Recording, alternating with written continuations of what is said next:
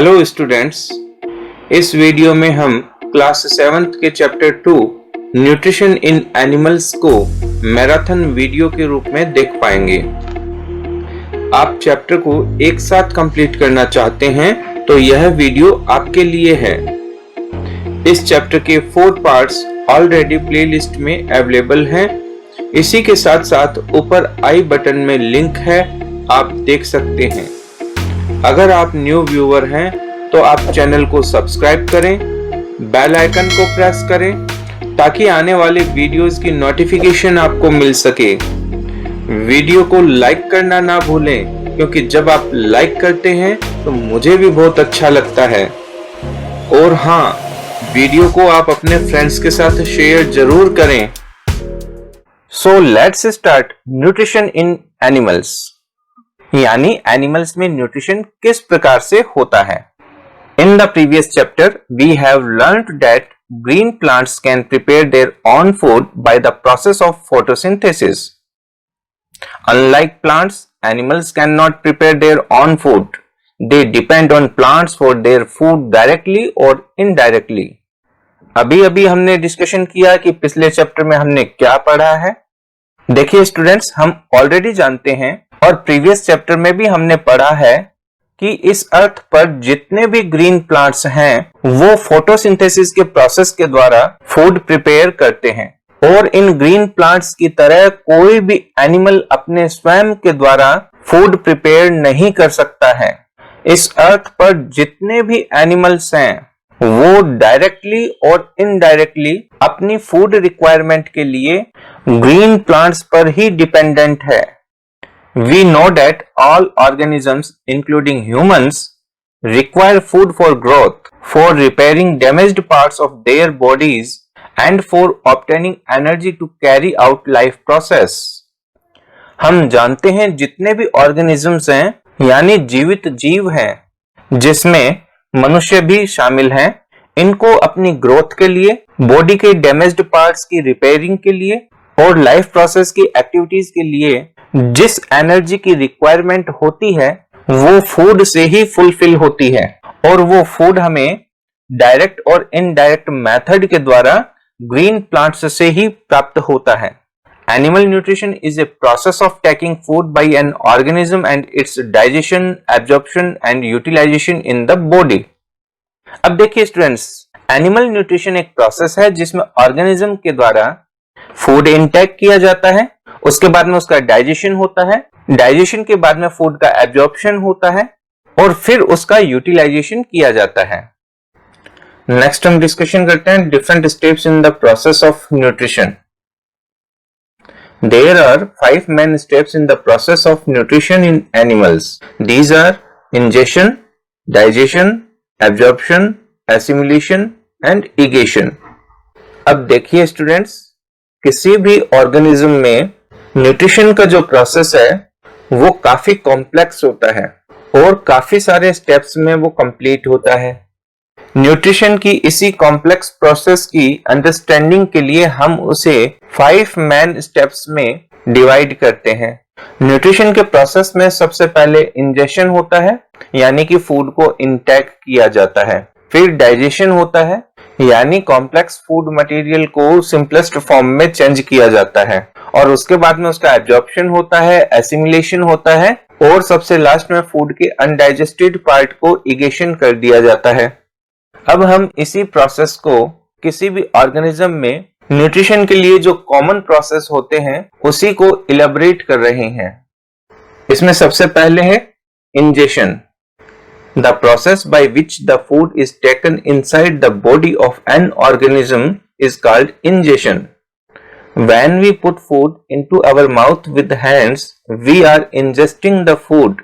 However, different animals ingest food in different ways and have special organs for this purpose. अब देखिए students, ऐसा process जिसमें किसी भी ऑर्गेनिज्म के द्वारा फूड को इंटेक किया जाता है, इसी प्रोसेस को इंजेशन कहा जाता है। सबसे पहले तो हमें यहाँ पर इंजेक्शन और इंजेशन में डिफरेंस करना है। इंजेक्शन की बात करें तो इंजेक्शन अपने आप में नाउन है।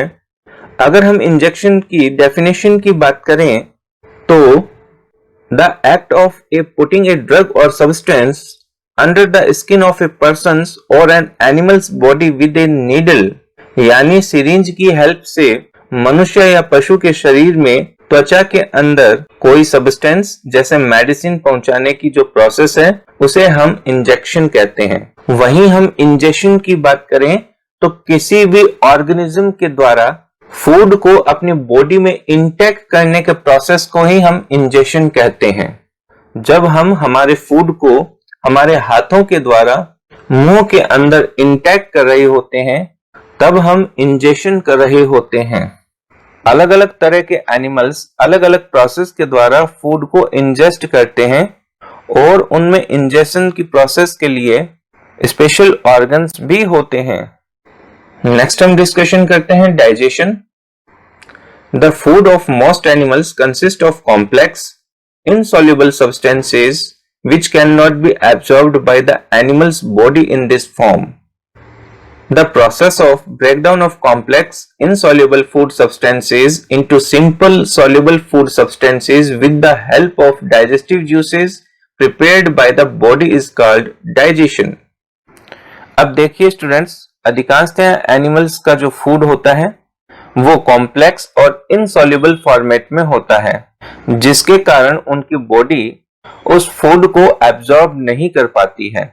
इसलिए डाइजेशन एक प्रोसेस है जिसमें कॉम्प्लेक्स और इनसॉल्युबल फूड सब्सटेंसेस को बॉडी में पाए जाने वाले डाइजेस्टिव जूस की हेल्प के द्वारा सॉल्युबल और सिंपल फूड सब्सटेंस में कन्वर्ट किया जाता है और डाइजेशन के बाद ही किसी भी ऑर्गेनिज्म की बॉडी डाइजेस्टेड फूड को काम में ले सकती है। नेक्स्ट हम डिस्कशन करते हैं absorption. The process in which the simple soluble digested food substances are absorbed into the blood is called absorption.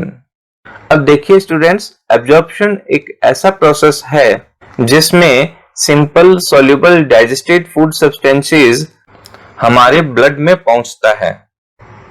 Next हम डिस्कशन करते हैं assimilation.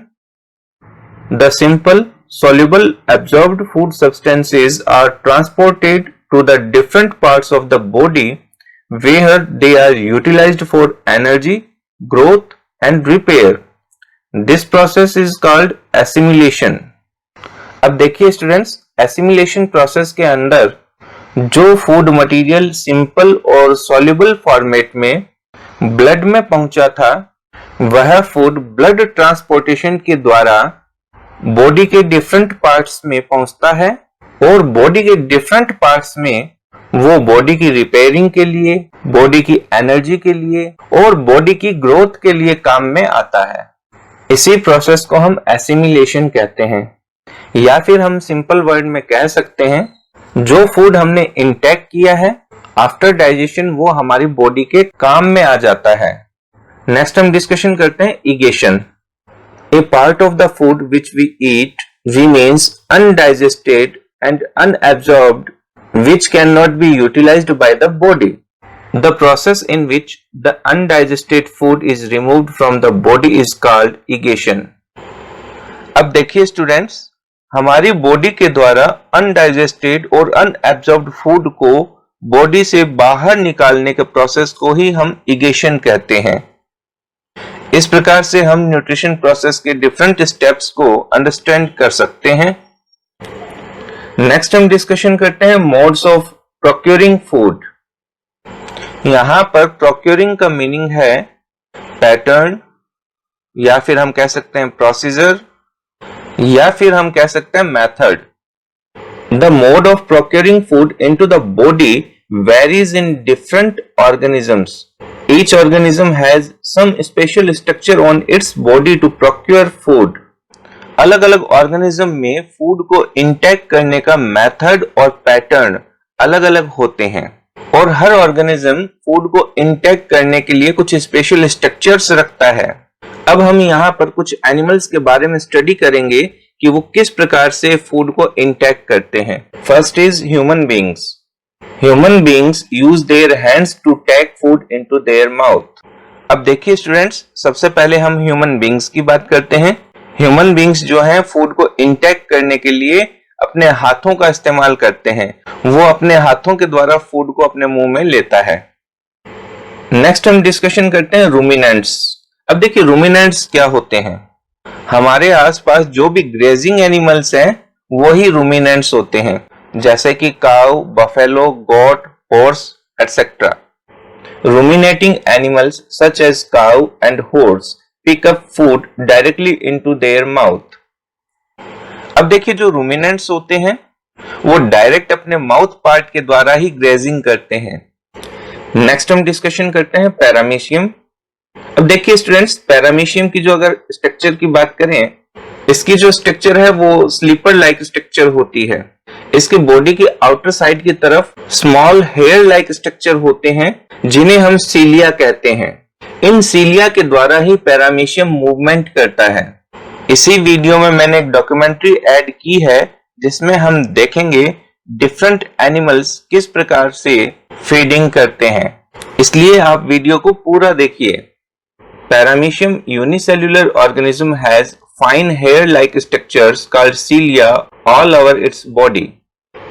The constant movement of cilia pushes the food particles along with the water current into its mouth. अब देखिए paramecium water living organism है, इसकी पूरी body पर सीलिया होते हैं और जो सीलिया है वो इसके मूवमेंट में हेल्प करते हैं और वाटर करंट के साथ फूड पार्टिकल इसके माउथ पार्ट में इंटैक्ट कर लिए जाते हैं और फिर फूड वैक्यूल में उसका डाइजेशन होता है और अनडाइजेस्टेड पार्ट को बॉडी से बाहर कर दिया जाता है। इस पूरे प्रोसीजर को भी डॉक्यूमेंट्री में मैंने ऐड किया है, उसमें आप इसको पूरा अच्छे से समझ पाएंगे। नेक्स्ट हम डिस्कशन करते हैं हाइड्रा। अब देखिए स्टूडेंट्स, मैं सबसे पहले आपको ग्रीक माइथोलॉजी के बारे में बताता हूं जिसमें हाइड्रा एक कई सिर वाला दैत्य हुआ करता था। हाइड्रा में पाए जाने वाले टेंटेकल्स के कारण ही शायद ऐसा माना गया होगा, क्योंकि इन्हीं टेंटेकल्स की हेल्प के द्वारा हाइड्रा अपने प्रे को कैच करता है। Hydra, simple multicellular animal, has a large number of tentacles around its mouth which entangle small aquatic animals and kill them with their stinging cells. The food is then pushed inside the mouth. इस प्रकार से इन tentacles की help के द्वारा hydra feeding करता है। Next हम discussion करते हैं spider. Spiders weave a sticky web in which small insects get trapped. They inject digestive juices in the body of insects, which digest all the parts of the body. The spider then sucks up the digested food. अब देखिए students, spider जो है वो sticky web बुनती है जिसमें small insects trap हो जाते हैं। फिर स्पाइडर उन इंसेक्ट्स में अपना digestive juice like as a saliva inject करती है, जिसके कारण उन इंसेक्ट्स के बॉडी पार्ट्स का डाइजेशन स्टार्ट हो जाता है। फिर स्पाइडर उसी डाइजेस्टेड फूड मटेरियल को शक कर लेती है। नेक्स्ट हम डिस्कशन करते हैं frog. Frog capture its prey with its long sticky tongue. When an insect comes near the frog, it pushes out its sticky tongue to catch the insect. Frog की जो टंग होती है लॉन्ग, स्टिकी और flap like structure होती है। जैसे ही कोई insect इसके पास आता है, इसकी टंग फ्लैप लाइक माउथ पार्ट से बाहर आती है और स्टिकी होने के कारण इसका फूड मटेरियल यानी कि इंसेक्ट इसकी टंग से चिपक जाता है और फिर ये इंटैक्ट कर लेता है। नेक्स्ट हम डिस्कशन करते हैं insects. The mouth parts of insects such as butterflies, houseflies, mosquitoes and bees are modified to form a feeding tube called proboscis to suck liquid food. It is similar to the way we sip drinks with a straw. अब देखिए students, insects like as a butterflies, house flies और mosquitoes, इनका जो mouth part है वो tube like structure में convert होता है जिसे हम प्रोबोसिस कहते हैं। ये इंसेक्ट्स इसी प्रोबोसिस के द्वारा अपने फूड मटेरियल को सक करते हैं।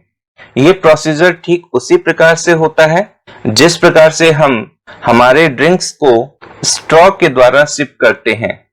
अब देखिए स्टूडेंट्स, हम एक डॉक्यूमेंट्री के द्वारा यह समझने का प्रयास करते हैं कि डिफरेंट एनिमल्स में फूड इंटेक किस प्रोसीजर के द्वारा किया जाता है। सो लेट्स स्टार्ट। आप यहाँ पर अमीबा को देख रही हैं। अमीबा एक प्रोकैरियोटिक यूनिसेल्युलर ऑर्गेनिज्म है। यह माइक्रोस्कोपिक एनिमल है, यानी नेक्ड आई के द्वारा हम इसे नहीं देख पाते हैं। इसकी बॉडी की कोई फिक्स स्ट्रक्चर नहीं होती है। जब इसे फूड इंटेक करना होता है तब इसके बॉडी के कुछ पार्ट्स सूडोपोडिया का फॉर्मेशन करते हैं। सूडोपोडिया यानी कि ऐसे लोकोमोटरी ऑर्गन जो रियल नहीं है, सूडो है यानी फाल्स है। इन सूडोपोडिया के द्वारा ही अमीबा में लोकोमोशन पाया जाता है और वो फीडिंग करता है।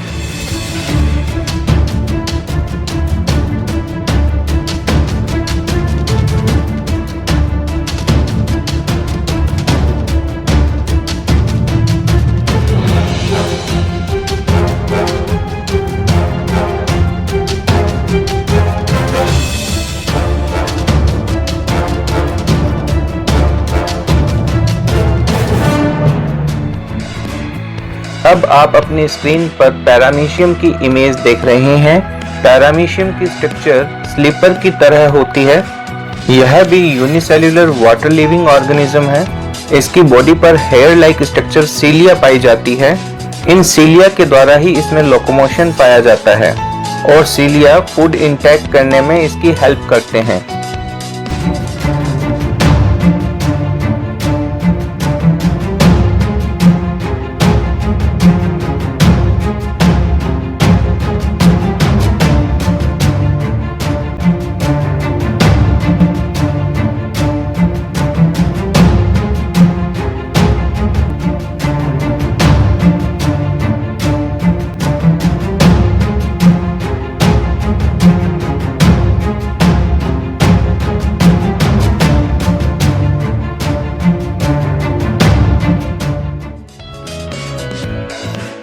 अब आप अपनी स्क्रीन पर हाइड्रा की इमेज देख रहे हैं। हाइड्रा में माउथ पार्ट के ऊपर टेंटिकल्स पाए जाते हैं। इन टेंटिकल्स के द्वारा ही हाइड्रा अपने प्रे को कैच करता है और फीडिंग प्रोसेस को कंप्लीट करता है।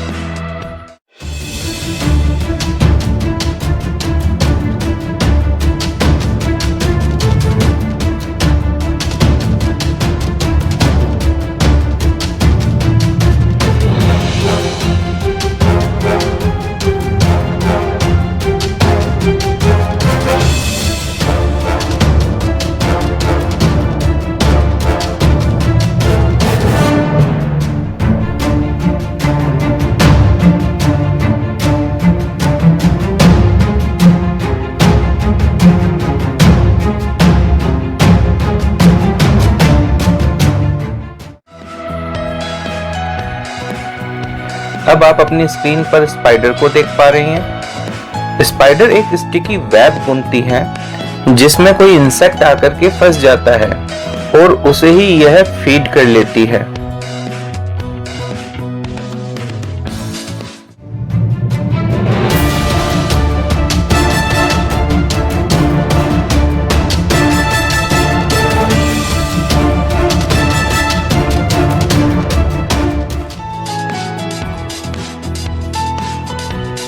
अब आपकी स्क्रीन पर बटरफ्लाई है। बटरफ्लाई का mouth part special tube like structure में कन्वर्ट होता है जिसे हम प्रोबोसिस कहते हैं। इस प्रोबोसिस के द्वारा ही बटरफ्लाई फ्लावर्स के नेक्टर को फीड करती है।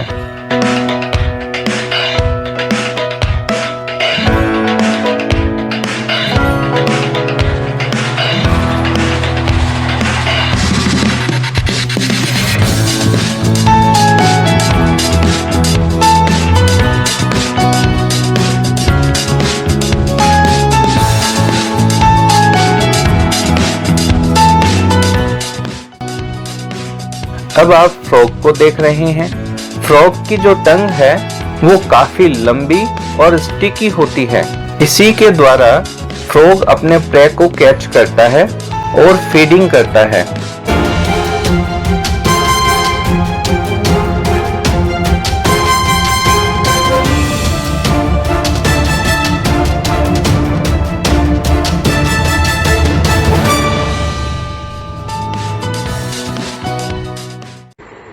नेक्स्ट हम डिस्कशन करते हैं MCQs. Question number 1, the process of nutrition in animals has fill in the blanks main steps. इसका आंसर होगा सी। एनिमल्स में जो न्यूट्रिशन प्रोसेस होता है वो 5 मैन स्टेप्स में कंप्लीट होता है। Next question is the process by which the food is taken inside the body is called. इसका आंसर होगा D, ingestion. Next question, the constant movement of fill in the blanks by paramecium pushes the food particles along with the water current into its mouth। इसका answer होगा ए, सीलिया। Paramecium में सीलिया पाए जाते हैं, वहीं hydra में टेंटिकल्स होते हैं, इंसेक्ट्स में फीडिंग ट्यूब होती है और फ्रॉग में स्टिकी टंग होती है। Next question, the process by which the undigested food is removed from the body is called। right answer is D, egestion। next question, the mouth part of insects are modified to form a fill in the blanks to suck liquid food। इसका answer होगा A, feeding tube। Next topic हम start करते हैं, digestion in humans। We take in food through the mouth, digest and utilize it। The undigested parts of the food are expelled from the body। The food passes through a long muscular canal called alimentary canal or digestive tract, which begins at the buccal cavity and ends at the anus। अब देखिए students, हम mouth part के द्वारा food को intake करते हैं, उस food का डाइजेशन होता है और फिर हम उस डाइजेस्टेड पार्ट का यूटिलाइज करते हैं। फूड के डाइजेशन के बाद में जो फूड का अनडाइजेस्टेड पार्ट होता है उसे बॉडी से बाहर कर दिया जाता है।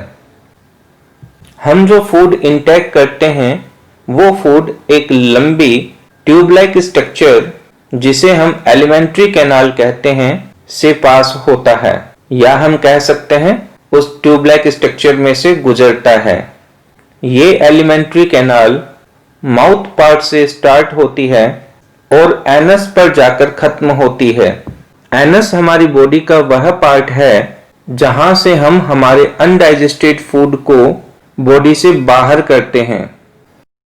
सवेरे वाली गाड़ी से फूड को पास आउट करते हैं कि नहीं करते, यानी हम फ्रेश होते हैं।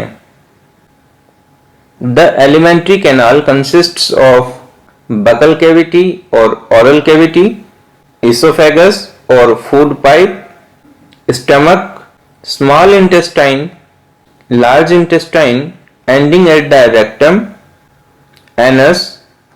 इस प्रकार हम कह सकते हैं कि हमारी जो एलिमेंट्री कैनाल है वो एक ट्यूब लाइक स्ट्रक्चर है और एलिमेंट्री कैनाल भी कई पार्ट्स में डिवाइड होती है।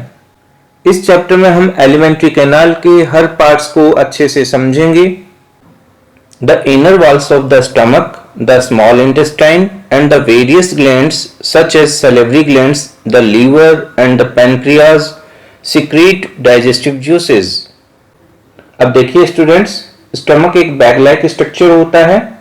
स्टमक की इनर वॉल्स, स्मॉल इंटेस्टाइन और कुछ ग्लैंड्स जैसे सैलिवरी ग्लैंड्स, लीवर और पैनक्रियाज, ये सभी डाइजेस्टिव जूस को सिक्रीट करते हैं। These digestive juices convert complex insoluble food substances into simple soluble food substances। ये जो डाइजेस्टिव जूस होता है वो हमारे फूड सब्सटेंसेस जो कि अभी कॉम्प्लेक्स और इनसॉल्युबल फॉर्मेट में होते हैं उसके साथ रिएक्शन करके उसको सिंपल सॉल्युबल फॉर्मेट में कन्वर्ट करता है। The digestive tract and associated glands together constitute the digestive system. जो डाइजेस्टिव ट्रैक्ट यानी एलिमेंट्री कैनाल है और उसके साथ में जो भी ग्लैंड्स हैं जैसे सैलिवरी ग्लैंड्स, लीवर, पैनक्रियाज, ये सभी मिलकर के डाइजेस्टिव सिस्टम बनाती है। यहाँ पर एसोसिएटेड का मीनिंग होगा इन्वॉल्व होना या लिंक होना, या हम कह सकते हैं शामिल होना, संबद्ध होना। नेक्स्ट मीनिंग है कॉन्स्टिट्यूट। इसका मीनिंग होता है बिल्डअप, मैन्युफैक्चर, या हम कह सकते हैं बनाना, गठित करना, तैयार करना। अब हम एक फ्लो चार्ट के द्वारा ह्यूमन डाइजेस्टिव सिस्टम को समझने का प्रयास करते हैं। देखिए, सबसे पहले हम ह्यूमन डाइजेस्टिव सिस्टम को 2 पार्ट्स में डिवाइड करते हैं। एक पार्ट जिसे हम डाइजेस्टिव ट्रैक्ट यानी एलिमेंट्री कैनाल कहते हैं, और दूसरे पार्ट को हम एसोसिएटेड ग्लैंड्स के फॉर्मेट में समझते हैं। अब हम सबसे पहले एसोसिएटेड ग्लैंड्स को ही समझ लेते हैं। यहां पर अब एक क्वेश्चन क्रिएट हो रहा होगा, ग्लैंड्स क्या होती हैं? A gland is an organ which produce and release substances that perform a specific function in the body. हमारी बॉडी में ग्लैंड्स ऐसे ऑर्गन होते हैं जो कुछ केमिकल सब्सटेंसेस प्रोड्यूस करते हैं, और वो केमिकल सब्सटेंसेस अपना कोई पर्टिकुलर फंक्शन कंप्लीट करते हैं। ये ग्लैंड्स भी 2 तरह की होती हैं।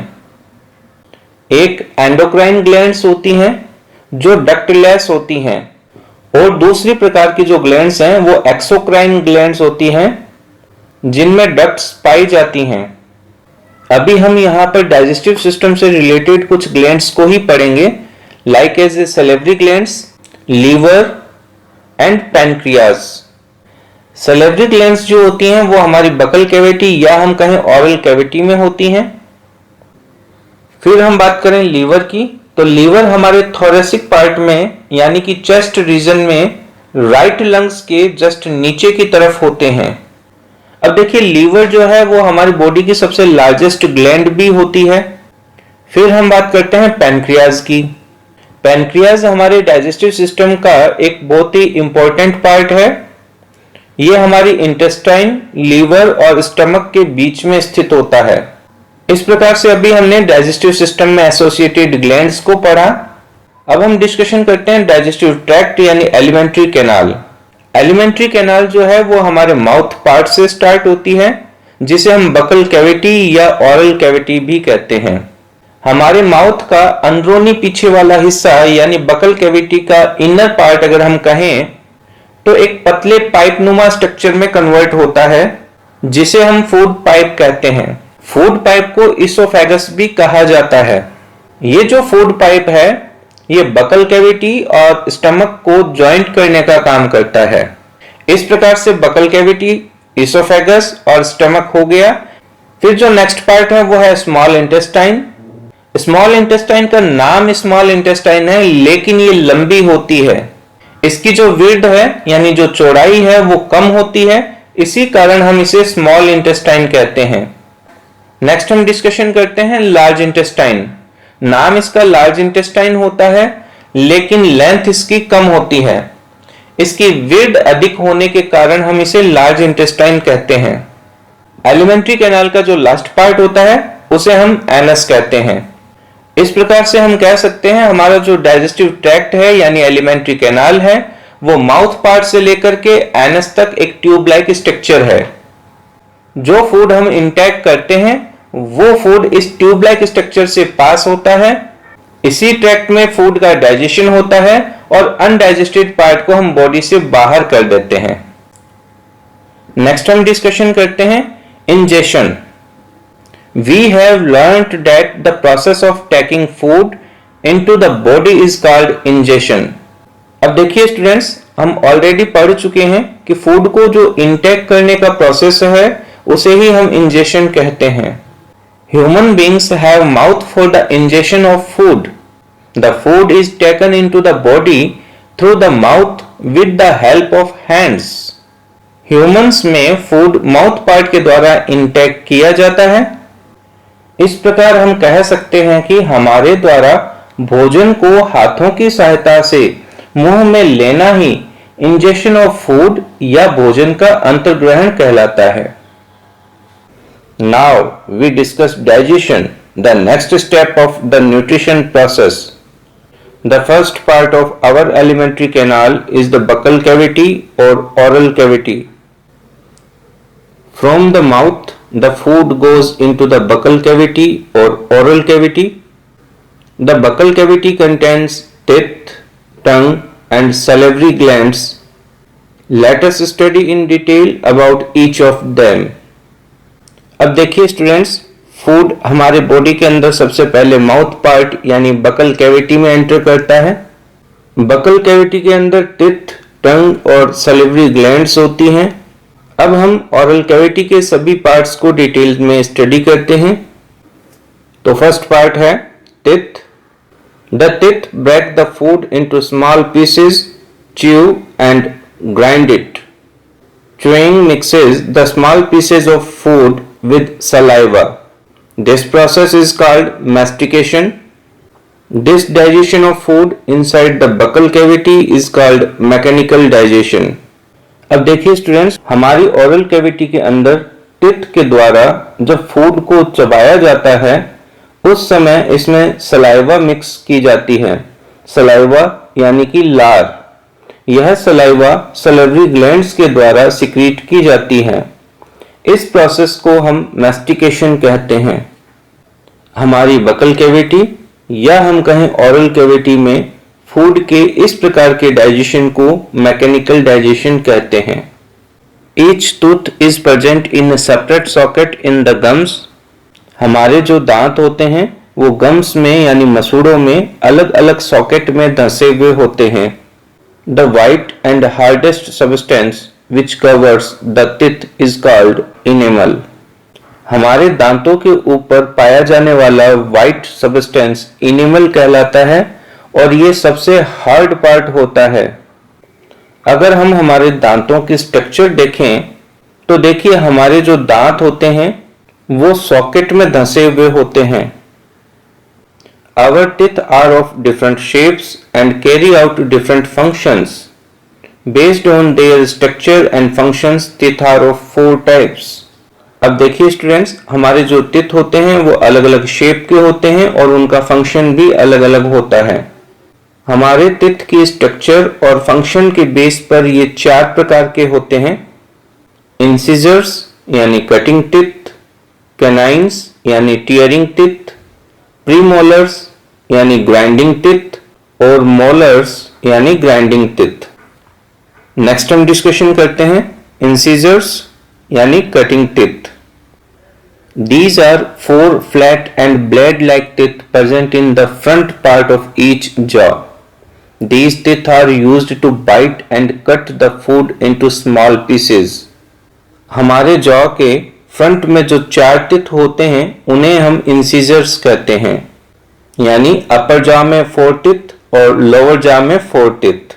इस प्रकार से 8 टीथ इंसिजर्स होते हैं। ये जो इंसिजर्स होते हैं हमारे फूड को कट करने में या फिर बाइट करने में काम में आते हैं। नेक्स्ट हम डिस्कशन करते हैं कैनाइन्स यानी tearing teeth. These are present on the either side of the incisors. These are 2 in number in each jaw. These are sharp and pointed teeth which help in tearing the food. Canines जो होते हैं वो हमारे incisors के side में स्थित होते हैं। तो इसका मतलब हो गया अपर जॉ में 2 कैनाइन्स हैं और लोअर जॉ में भी 2 कैनाइन्स हैं। कैनाइन्स जो होते हैं वो शार्प और पॉइंटेड टिथ होते हैं और इनकी हेल्प से हम फूड को टीयर कर सकते हैं। टीयर का मतलब होता है फाड़ना, यानी हम चीर फाड़ कर सकते हैं। नेक्स्ट हम डिस्कशन करते हैं प्रीमोलर्स यानी grinding teeth. There are 2 premolars next to each canine, 4 in number in each jaw. These have broad and flat grinding surfaces. They grind food and break it into small pieces. अब देखिए students, जो premolars होते हैं वो canines के बाद में आते हैं। हमारे अपर जॉ में 2 कैनाइन्स होते हैं और ईच साइड के कैनाइन्स के बाद में 2 प्रीमोलर होते हैं। इस प्रकार से अपर जॉ में जो प्रीमोलर होते हैं उनका नंबर 4 होता है और सेम कंडीशन लोअर जॉ की होती है।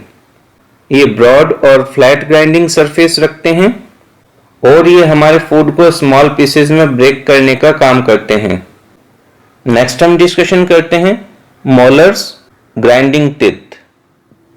The remaining teeth in the jaw are 3 molars on either side of the premolars, 6 in number in each jaw. These teeth also have broad and flat grinding surfaces. They are larger than the premolars. These teeth are also used to crush and grind the food. अब हमारे jaw के अंदर जो remaining teeth होते हैं वो 3 molars होते हैं। अब अगर हम बोथ साइड की बात करें तो 3 मोलर्स ईच साइड, तो बोथ साइड हो गए 6 मोलर्स। इस प्रकार अपर जॉ में 6 मोलर्स, लोअर जॉ में 6 मोलर्स, तो टोटल 12 मोलर्स होते हैं। मोलर्स भी ब्रॉड और फ्लैट ग्राइंडिंग सरफेस रखते हैं।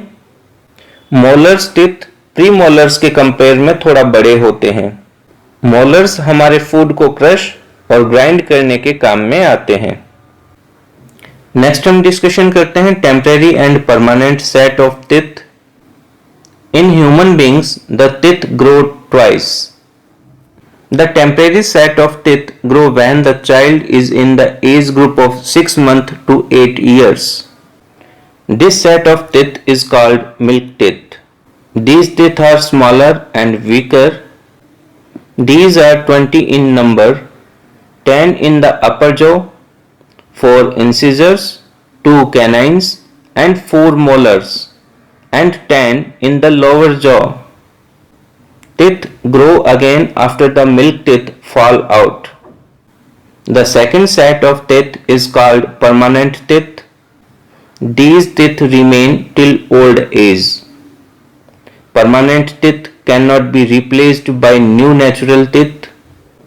These are 32 in number, 16 in the upper jaw, 4 incisors, 2 canines, 4 premolars and 6 molars, and 16 in the lower jaw.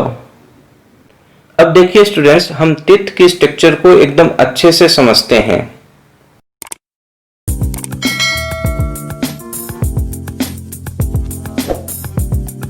Humans के माउथ पार्ट यानी ओरल कैविटी में छोटे सफेद रंग की जो स्ट्रक्चर होती है उन्हें हम टीथ यानी दांत कहते हैं। हमारे जो टीथ हैं वो बोन्स के नहीं बने होते हैं, वो कैल्शियम और फास्फोरस से मिलकर बने होते हैं। ह्यूमंस के जो टीथ होते हैं उन्हें हम डाइफायोडॉन्ट यानी द्विबार दंती,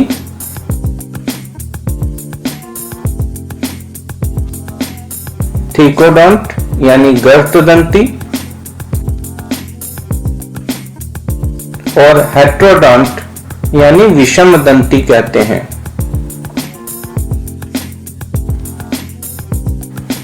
डाइफायोडॉन्ट यानी द्विबार दंती इसलिए कहते हैं क्योंकि ह्यूमन की लाइफ में 2 बार दांत आते हैं। एक बार 6 मंथ की एज में आना स्टार्ट होते हैं और इनकी संख्या 20 होती है। इनको हम मिल्क टीथ कहते हैं। लगभग 6 वर्ष की उम्र में ये टीथ गिरना स्टार्ट हो जाते हैं और दूसरे नए परमानेंट टीथ आना स्टार्ट होते हैं। इनका टोटल नंबर 32 होता है यानी 32 टीथ होते हैं।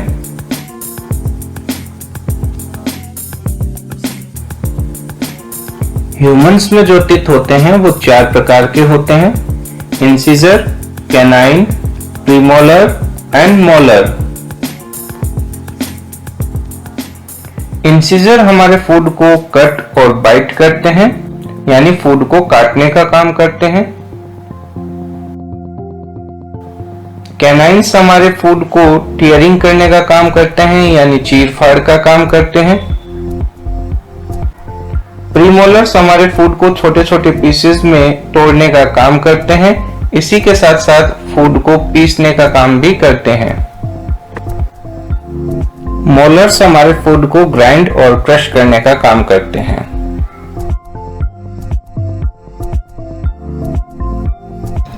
हमारे टूथ के स्ट्रक्चर की बात करें तो देखिए इसके एक क्राउन पार्ट है जो गम्स के बाहर रहता है और एक इसका रूट पार्ट होता है जो गम्स के अंदर रहता है।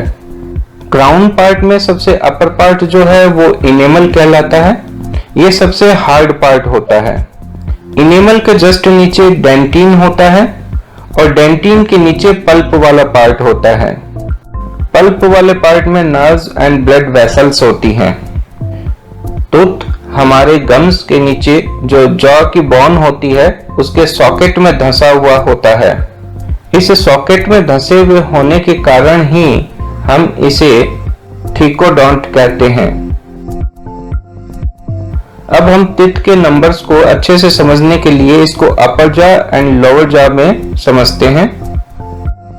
अब देखिए, आप अपर जॉ को भी दो पार्ट्स पे डिवाइड कीजिए, एक लेफ्ट का हाफ पार्ट और एक आप राइट का हाफ पार्ट।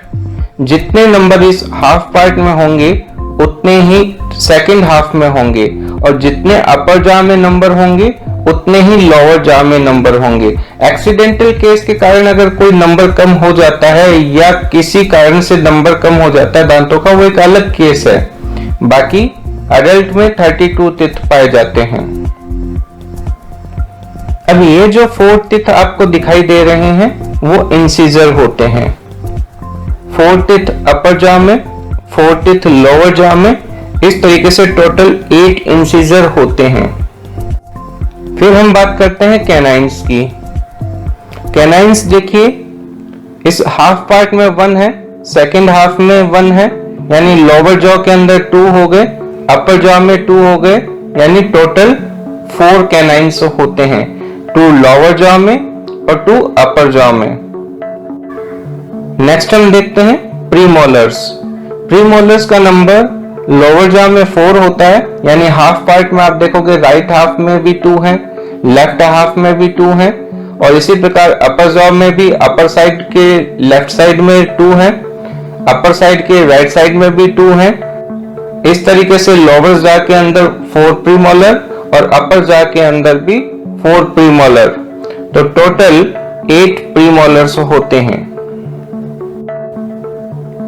फिर हम बात करते हैं मोलर्स की। मोलर्स देखिए, लोअर हाफ पार्ट में आपको 3 दिखाई दे रही हैं, सेकंड हाफ पार्ट में आपको 3 दिखाई दे रहे हैं, यानी लोअर जॉ के अंदर 6 मोलर्स हैं। ठीक इसी प्रकार से अपर जॉ के अंदर भी 6 मोलर्स होते हैं, तो इस प्रकार से टोटल 12 मोलर्स पाए जाते हैं। अब यहाँ पर आपके एक क्वेश्चन और अराइज हुआ होगा। आप सोच रहे होंगे, जब मिरर के सामने हम हमारे टीथ काउंट करते हैं तो नंबर 28 आता है। अब यहाँ पर जो लास्ट मोलर होता है उसे हम विजडम टीथ कहते हैं, यानी ईच हाफ पार्ट में जो 1 मोलर है, यानी लास्ट का जो मोलर है उसे हम विजडम टीथ कहते हैं। तो हमारे टोटल 4 विजडम टीथ होते हैं। इस प्रकार से जब 12-13 साल का बच्चा अपने टीथ को काउंट करता है तो वो 28 ही टीथ काउंट होते हैं, क्योंकि अभी तक उसके विजडम टीथ आए नहीं होते हैं। Generally wisdom teeth 17 to 18 year की एज में आते हैं, और कई बार तो ये और भी लेट आते हैं। अब हम बात करते हैं मिल्क टीथ की।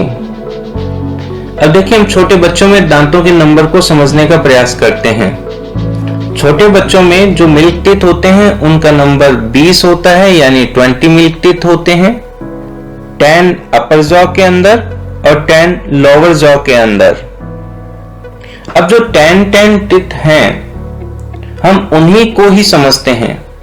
अब देखिए, अगर हम कोई भी एक जॉ की बात करें, अगर हम 10 की बात करें तो देखिए सेम काइंड है, लोअर जॉ में भी सेम होंगे।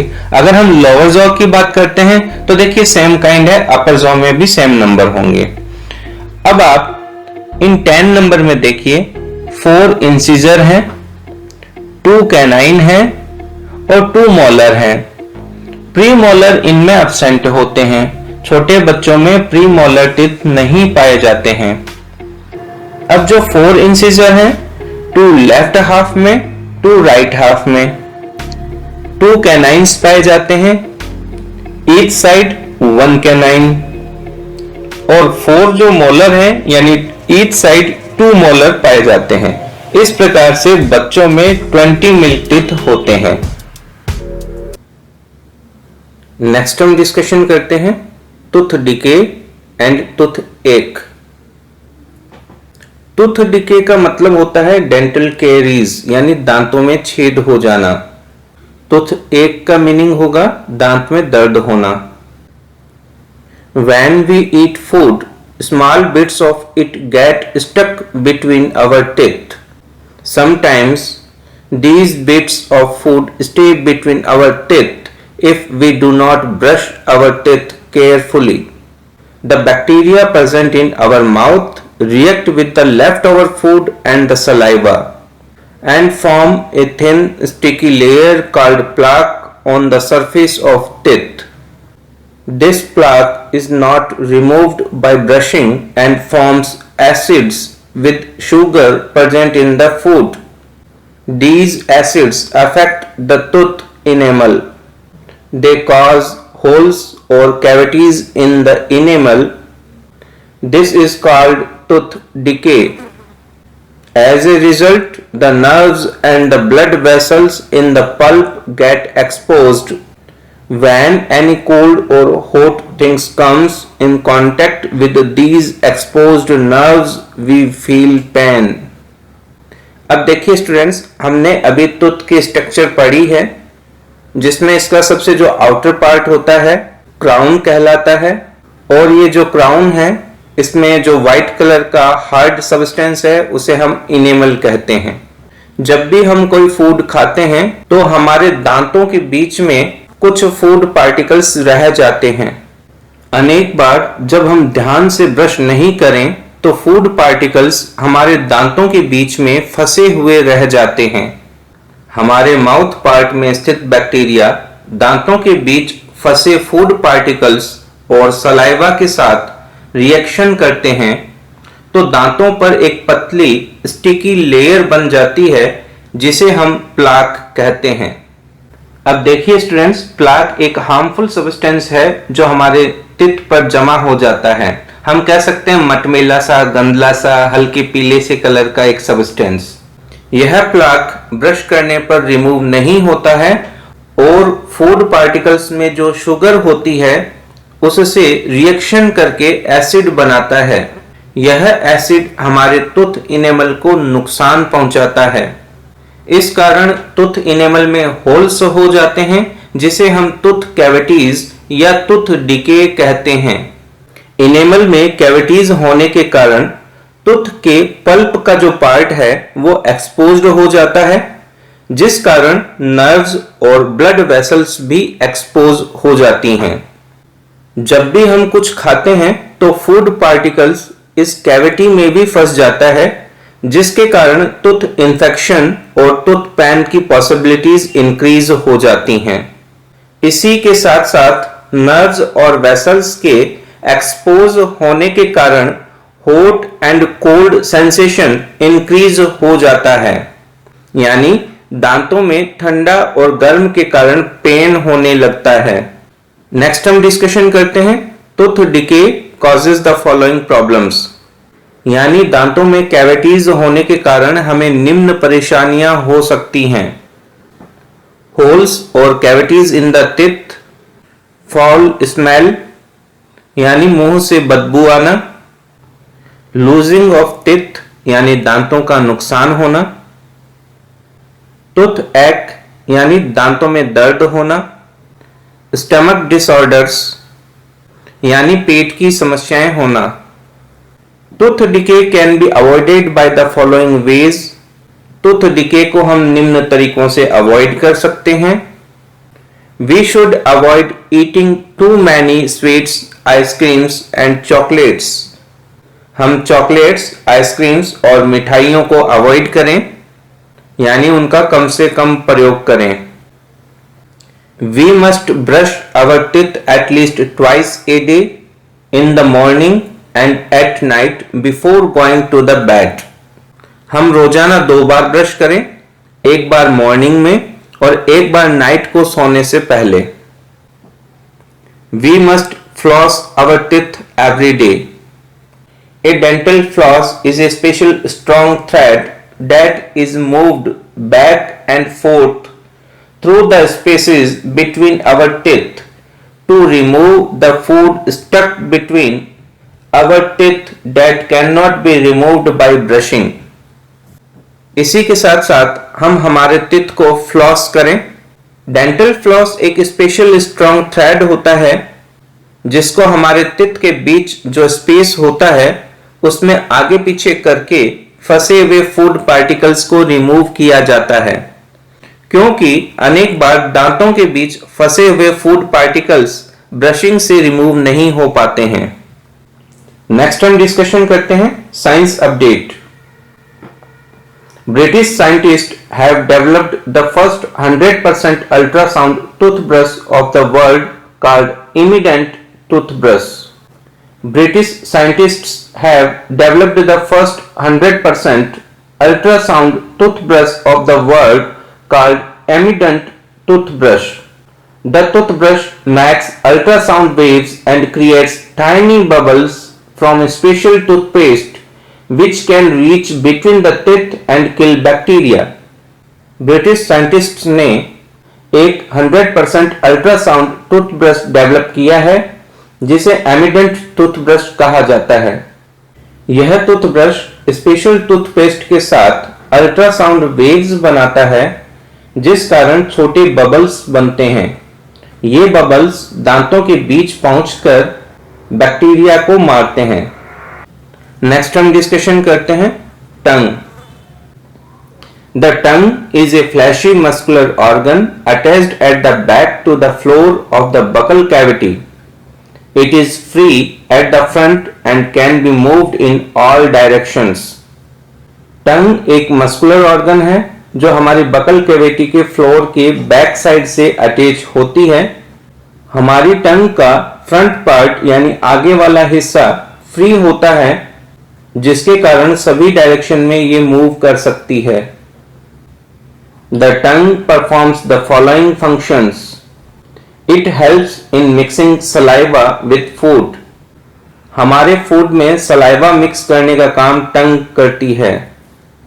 It helps in pushing and thus swallowing the food into the food pipe. ये हमारे फूड को पुश करने में हेल्प करती है जिसके कारण हम फूड को स्वालन कर सकते हैं यानी निगल सकते हैं। It helps in getting the different tastes of food. अलग अलग टेस्ट का पता करने में हमारी हेल्प करती है।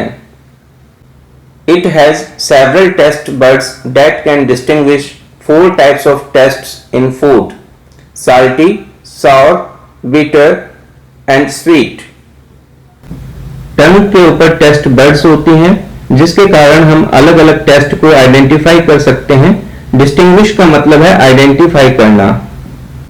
इन टेस्ट बर्ड्स के कारण ही हम हमारे फूड में खट्टा, मीठा, कड़वा, नमकीन आदि टेस्ट को आइडेंटिफाई कर पाते हैं।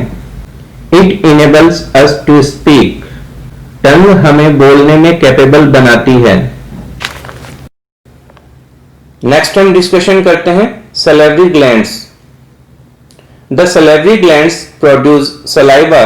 The saliva contains an enzyme called amylase that breaks down the starch present in the food into sugars. Saliva also makes the food wet and slime so that it can be easily swallowed. Salivary glands से saliva produce होती है। इस saliva में एक enzyme amylase होता है जो food में प्रेजेंट स्टार्च को ब्रेक करता है। ये एमाइलेज एंजाइम फूड में स्टार्च से रिएक्शन करता है और स्टार्च को सिंपल सब्सटेंस शुगर में कन्वर्ट करता है। सलाइवा हमारे फूड को वेट एंड स्लाइम बनाती है जिसके कारण हम आसानी से भोजन को निगल सकते हैं। वेट यानी नमी वाला, गीला, स्लाइम यानी स्टिकी, विस्कस, लसलसा, चिपचिपा। अब आपके क्वेश्चन क्रिएट हुआ होगा एंजाइम्स क्या होते हैं। नेक्स्ट हम डिस्कशन करते हैं no more. Enzymes are biochemical catalysts which hasten certain metabolic reactions taking place in the body without undergoing any change. Enzymes are protein in nature. अब देखिए स्टूडेंट्स, एंजाइम्स ऐसे केमिकल सब्सटेंस होते हैं जो हमारी बॉडी के अंदर किसी बायोकेमिकल रिएक्शन को जल्दी यानी फास्ट कर देते हैं। जब ये किसी रिएक्शन में पार्टिसिपेट करते हैं तो इनकी स्ट्रक्चर में कोई चेंजेस नहीं होता है। ये जनरली प्रोटीन के बने हुए होते हैं। नेक्स्ट हम एक्टिविटी पर डिस्कशन करते हैं। To test the action of saliva on starch. इस एक्टिविटी के द्वारा हम यह पता करते हैं कि हमारी जो सलाइवा है वो फूड में जो स्टार्च होता है उससे रिएक्शन करके उसे शुगर में कन्वर्ट करती है या नहीं करती है। इस टेस्ट के लिए देखिए हम आयोडीन सॉल्यूशन का यूज करते हैं। आयोडीन सॉल्यूशन स्टार्च के साथ रिएक्शन करके ब्लू ब्लैक कलर देता है। इस टेस्ट के लिए हम बॉइल्ड पोटैटो लेते हैं क्योंकि पोटैटो में स्टार्च होता है। बॉइल्ड पोटैटो के एक पीस को हम च्यू करते हैं ताकि उसमें हमारी सलाइवा मिक्स हो जाए। अब हम 2 टेस्ट ट्यूब लेते हैं। एक टेस्ट ट्यूब में हम बॉइल्ड पोटैटो के क्रश्ड पीसेस को लेते हैं और ड्रॉपर की हेल्प से उसमें आयोडीन सॉल्यूशन डालते हैं। हम देखते हैं वहां पर ब्लू ब्लैक कलर प्रोड्यूस हो जाता है। बॉइल्ड पोटैटो के अंदर स्टार्च होता है और आयोडीन सॉल्यूशन स्टार्च के साथ रिएक्शन करके ब्लू ब्लैक कलर देता है। अब हम सेकंड टेस्ट ट्यूब में हमारे द्वारा च्यूड बॉइल्ड पोटैटो के पीस को लेते हैं और उसके अंदर ड्रॉपर की हेल्प से आयोडीन सॉल्यूशन डालते हैं। हम देखते हैं वहां पर ब्लू ब्लैक कलर नहीं आता है क्योंकि पोटैटो के अंदर जो स्टार्च था वो हमारी सलाइवा में स्थित एमाइलेज के साथ रिएक्शन करके शुगर में कन्वर्ट हो गया है। इस प्रकार हम कह सकते हैं हमारी सलाइवा में अमाइलेज एंजाइम होता है जो कार्बोहाइड्रेट से रिएक्शन स्टार्ट करता है। कंफ्यूज बिल्कुल मत होना, स्टार्च भी कार्बोहाइड्रेट ही है। एक फैक्ट और आप यहां पर क्लियर कर लें, हमारे फूड में जो कार्बोहाइड्रेट होता है उसका डाइजेशन हमारे माउथ पार्ट से स्टार्ट हो जाता है क्योंकि हमारे माउथ पार्ट में यानी ओरल कैविटी में सलेवरी ग्लैंड्स होती हैं और उनसे सलाइवा सिक्रीट होती है। सलाइवा में एमाइलेज एंजाइम पाया जाता है, इसको हम टाइलिन एंजाइम भी कहते हैं। इस तरह से कार्बोहाइड्रेट का डाइजेशन हमारे माउथ पार्ट से स्टार्ट हो जाता है। एलिमेंट्री कैनाल का next part pharynx and oesophagus है। अब हम यहां पर सबसे पहले फेरिंग्स को समझते हैं। The pharynx is the part of the throat behind the mouth and nasal cavity and above the esophagus and larynx. अब देखिए हमारा जो थ्रोट वाला पार्ट है यानी कि गले वाला पार्ट है, गले का अंदरूनी अपर पार्ट फेरिंग्स कहलाता है। अब हमने माउथ पार्ट को पढ़ा। माउथ पार्ट में जो पीछे का अंदरूनी हिस्सा है वही हमारे थ्रोट का अपर पार्ट है। अगर आप उस पार्ट को अच्छे से समझना चाहें तो आप मिरर में अपने माउथ को ब्रॉडली ओपन करके देखें या फिर अपने फ्रेंड को कहें कि अपना मुंह खोल के दिखाओ ना, ठीक है। अब आप उसमें देखेंगे कि एक मस्कुलर पार्ट लटक रहा है और अंदरूनी हिस्से की तरफ एक पासेज जा रहा है, वही पार्ट फेरिंग्स है। हमारे नॉस्ट्रियल पार्ट से जो हम एयर इनहेल करते हैं वो भी अंदरूनी हिस्से में यहीं पर आती है, यानी फेरिंग्स वह पार्ट है जहां पर हमारे नेजल पार्ट से ली जाने वाली हवा भी अंदर जाती है और हमारे माउथ पार्ट से लिया गया फूड भी अंदर जाता है। हमारे मुंह के अंदरूनी हिस्से में एक मस्कुलर पार्ट लटका हुआ दिखाई देता है जिसे हम एपिग्लॉटिस कहते हैं। अब हम बात करते हैं इसोफेगस की। इसोफेगस हमारे माउथ पार्ट और स्टमक को जोड़ने का काम करता है। हमारे माउथ पार्ट का पीछे वाला हिस्सा या हम कहें इस इसोफेगस का आगे वाला हिस्सा फेरिंग्स कहलाता है। The tongue pushes the chewed food into a short muscular tube called the pharynx. From the pharynx, the food goes into a long and narrow muscular tube called the food pipe और oesophagus. हमारे द्वारा चबाए गए food को हमारी टंग पीछे की तरफ धकेलती है जिसके कारण चबाया गया भोजन एक पतली मस्कुलर ट्यूब में जाता है जिसे हम फेरिंग्स कहते हैं। इस फेरिंग्स से फूड एक लंबी पतली मस्कुलर ट्यूब में जाता है। इस मस्कुलर ट्यूब को ही हम फूड पाइप या इसोफेगस कहते हैं। When the slightly digested food enters the food pipe, the walls of the esophagus start contracting and expanding to push the food down into the stomach. अब देखिए students, slightly digested food का मतलब होता है ऐसा food जिसका digestion start तो हो गया है लेकिन कंप्लीटली अभी डाइजेशन हुआ नहीं है, क्योंकि हम ऑलरेडी जानते हैं हमारे माउथ में सलाइवा पाई जाती है और सलाइवा के कारण कार्बोहाइड्रेट का डाइजेशन स्टार्ट हो जाता है, कंप्लीट नहीं होता है, ये ध्यान रखना। इस प्रकार जो स्लाइटली डाइजेस्टेड फूड है वो हमारी फूड पाइप में एंटर करता है। जब वो फूड पाइप में जाता है तो इसोफेगस की वॉल के अंदर कॉन्ट्रैक्शन और एक्सपेंशन होते हैं, यानी वेव लाइक मूवमेंट होते हैं, जिसके कारण फूड को स्टमक की तरफ पुश किया जाता है। The pushing down of food by the walls of the oesophagus in A wave like action is called peristalsis.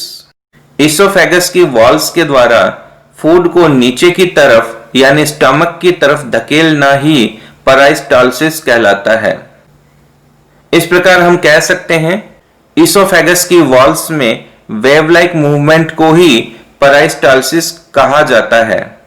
Digestion of food does not take place in the oesophagus.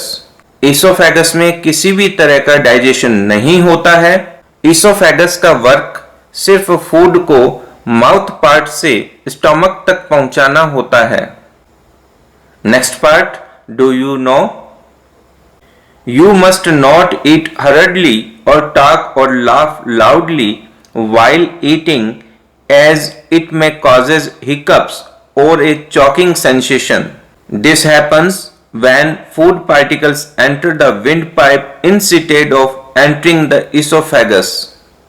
अब देखिए यहाँ पर hurriedly का meaning है हड़बड़ी, hiccup का meaning है हिचकी, choking sensation का मीनिंग है घुटन फील होना। अब देखिए हमें हड़बड़ी के अंदर या बोलते हुए या हंसते हुए खाना नहीं खाना चाहिए, क्योंकि ऐसा करने पर हमें हिचकी की प्रॉब्लम और चॉकिंग सेंसेशन की प्रॉब्लम हो सकती है। ऐसा तब होता है जब हमारा फूड पार्टिकल इसोफेगस में जाने की बजाय विंड पाइप में चला जाता है। The windpipe carries air from the nostrils to the lungs. It runs adjacent to the esophagus. अब देखिए हमारे थ्रोट पार्ट के अंदर इसोफेगस भी होती है और विंड पाइप भी होती है। हमारे फेरिंग्स के अंदर नॉस्ट्रियल पार्ट से जो एयर आती है वह एयर विंड पाइप के द्वारा लंग्स में जाती है और माउथ पार्ट से फूड पार्टिकल्स फेरिंग्स से इसोफेगस में होते हुए स्टमक तक जाते हैं। इस प्रकार विंड पाइप और इसोफेगस साथ साथ में चलते हैं। But inside the throat air and food pass through a common passage. We can not breathe and swallow at the same time. अब देखिए हमारे थ्रोट में विंड पाइप और इसोफेगस साथ साथ में चलते हैं, लेकिन हमारे थ्रोट का फेरिंग्स वाला पार्ट कॉमन होता है। हम सांस लेना और निगलना एक साथ नहीं कर सकते हैं। When food is swallowed, a flap-like valve called the epiglottis closes the passage of the windpipe and guided the food into the esophagus. If by chance food particles enter the windpipe, it gets choked and results in cough or hiccups. जब भी हम food को निगलते हैं तो epiglottis wind pipe को ढक लेता है, जिससे फूड सिर्फ इसोफेगस की तरफ ही जाता है। अगर किसी कारण से अचानक फूड पार्टिकल्स हमारे विंड पाइप में चला जाए तो हमें कफिंग होने लगती है और हिकअप्स आ जाती हैं। इसलिए हमें खाना खाते वक्त बोलना नहीं चाहिए, क्योंकि खाना खाते वक्त बोलने और हंसने से फूड पार्टिकल्स विंड पाइप में जा सकते हैं और विंड पाइप में फूड पार्टिकल्स के जाने पर चॉकिंग सेंसेशन की प्रॉब्लम्स हो सकती हैं। नेक्स्ट हम डिस्कशन करते हैं स्टमक। या हम कहें एलिमेंट्री कैनाल का जो नेक्स्ट पार्ट है वो स्टमक है। From oesophagus the food goes to the stomach. The stomach is a J-shaped thick walled organ present on the left side of the abdomen. It is the widest part of the alimentary canal. Stomach हमारे abdomen में left side में होता है। ये एक bag like structure है जिसकी shape alphabet J की तरह होती है। यह थिक वॉल्ड होता है और हमारी एलिमेंट्री कैनाल का सबसे चौड़ा पार्ट होता है। The inner wall of the stomach contains gastric glands. इस स्टमक की इनर वॉल में गैस्ट्रिक ग्लैंड्स पाई जाती हैं। These glands secrete gastric or digestive juices which contains three substances: hydrochloric acid, pepsin and mucus. ये जो glands हैं वो digestive juice को सिक्रीट करती है और डाइजेस्टिव जूसेस को ही हम गैस्ट्रिक जूस कहते हैं। इस डाइजेस्टिव जूस में 3 टाइप्स के सब्सटेंसेस होते हैं। हाइड्रोक्लोरिक एसिड जो कि एसिड है। अब देखिए हाइड्रोक्लोरिक एसिड वही है जो हम इंडस्ट्रियल यूज में लेते हैं, यानी हमारी स्टमक की इनर वॉल से गैस्ट्रिक जूस में हाइड्रोक्लोरिक एसिड सिक्रीट होता है। नेक्स्ट है पेप्सिन। पेप्सिन एक एंजाइम है और हमारे फूड में पाए जाने वाले प्रोटीन को ये डाइजेस्ट करता है। इसके बाद में हम बात करते हैं म्यूकस की। Mucus is a thick liquid that is produced in some parts of our body. हमारी बॉडी के अंदर कई पार्ट्स के द्वारा म्यूकस सिक्रीट किया जाता है और ये एक थिक लिक्विड होता है। The slimy protective secretion of the mucous membranes consisting mainly of mucin. Generally mucus एक प्रोटेक्टिव सिक्रीशन है जिसमें म्यूसिन पाया जाता है। हमारे नेजल पार्ट से जो लिक्विड सिक्रीट होता है वह म्यूकस ही है। इसके अलावा जो स्पुटम होता है वह भी म्यूकस ही है। Hydrochloric acid kills many harmful bacteria that enter with the food. It makes the medium in stomach acidic which enhance the action of digestive enzymes. हमारे स्टमक के अंदर हाइड्रोक्लोरिक एसिड एसिडिक मीडियम को increase करता है। जैसे अभी हमने पढ़ा हमारी बॉडी में पेप्सिन एंजाइम पाया जाता है। ये पेप्सिन एंजाइम एक इनएक्टिव फॉर्मेट में रहता है। जैसे ही एसिडिक मीडियम इंक्रीज होता है पेप्सिन एंजाइम एक्टिव फॉर्मेट में आ जाता है। इस प्रकार से हम कह सकते हैं हमारे स्टमक में एसिडिक मीडियम होता है और एसिडिक मीडियम फूड के डाइजेशन में हेल्प करता है। इसी के साथ साथ फूड के साथ जाने वाले हार्मफुल बैक्टीरिया को भी स्टमक में ही खत्म कर दिया जाता है। The mucus protects the inner lining of the stomach from the action of enzymes and acid. अब देखिए हमारी स्टमक की इनर लेयर से हाइड्रोक्लोरिक एसिड के साथ साथ म्यूकस भी सिक्रीट होता है। हाइड्रोक्लोरिक एसिड की नेचर कॉरोसिव होती है। म्यूकस वहां पर इस हाइड्रोक्लोरिक एसिड और एंजाइम्स की रिएक्शन से स्टमक की वॉल का प्रोटेक्शन करता है। In the acidic medium pepsin digest the proteins in the food to form simple soluble substances called peptones. इसी के साथ साथ जो फूड में प्रोटीन होता है एसिडिक मीडियम में पेप्सिन एंजाइम उस पर रिएक्शन करता है और फूड में पाए जाने वाले कॉम्प्लेक्स प्रोटीन को सिंपल और सॉल्युबल प्रोटीन पेप्टोन्स में कन्वर्ट करता है। यहां पर एक रिएक्शन के द्वारा भी इसे समझाया गया है। एरो के लेफ्ट पार्ट में प्रोटीन्स हैं, एरो के ऊपर पेप्सिन एंजाइम को दिखाया गया है और स्टमक में एसिडिक मीडियम इसकी रिक्वायरमेंट बताई गई है। यानी प्रोटीन्स पर पेप्सिन एंजाइम की रिएक्शन हो रही है और वो पेप्टोन्स में कन्वर्ट हो रहे हैं। Think HCl is a highly corrosive mineral acid but the stomach remains safe from it. How? Students, we know that HCl is a highly corrosive mineral acid but the stomach remains safe from it because when the gastric glands release HCl, They also release a substance called mucus. The mucus protects the inner lining of the stomach from the action of the acid under normal conditions. इस प्रकार से हम कह सकते हैं कि हमारे stomach की इनर लाइनिंग में जो गैस्ट्रिक ग्लैंड्स पाई जाती हैं वो HCl के साथ साथ म्यूकस का भी सिक्रीशन करती है और ये म्यूकस ही HCl के करसिव नेचर से हमारे स्टमक को बचाता है.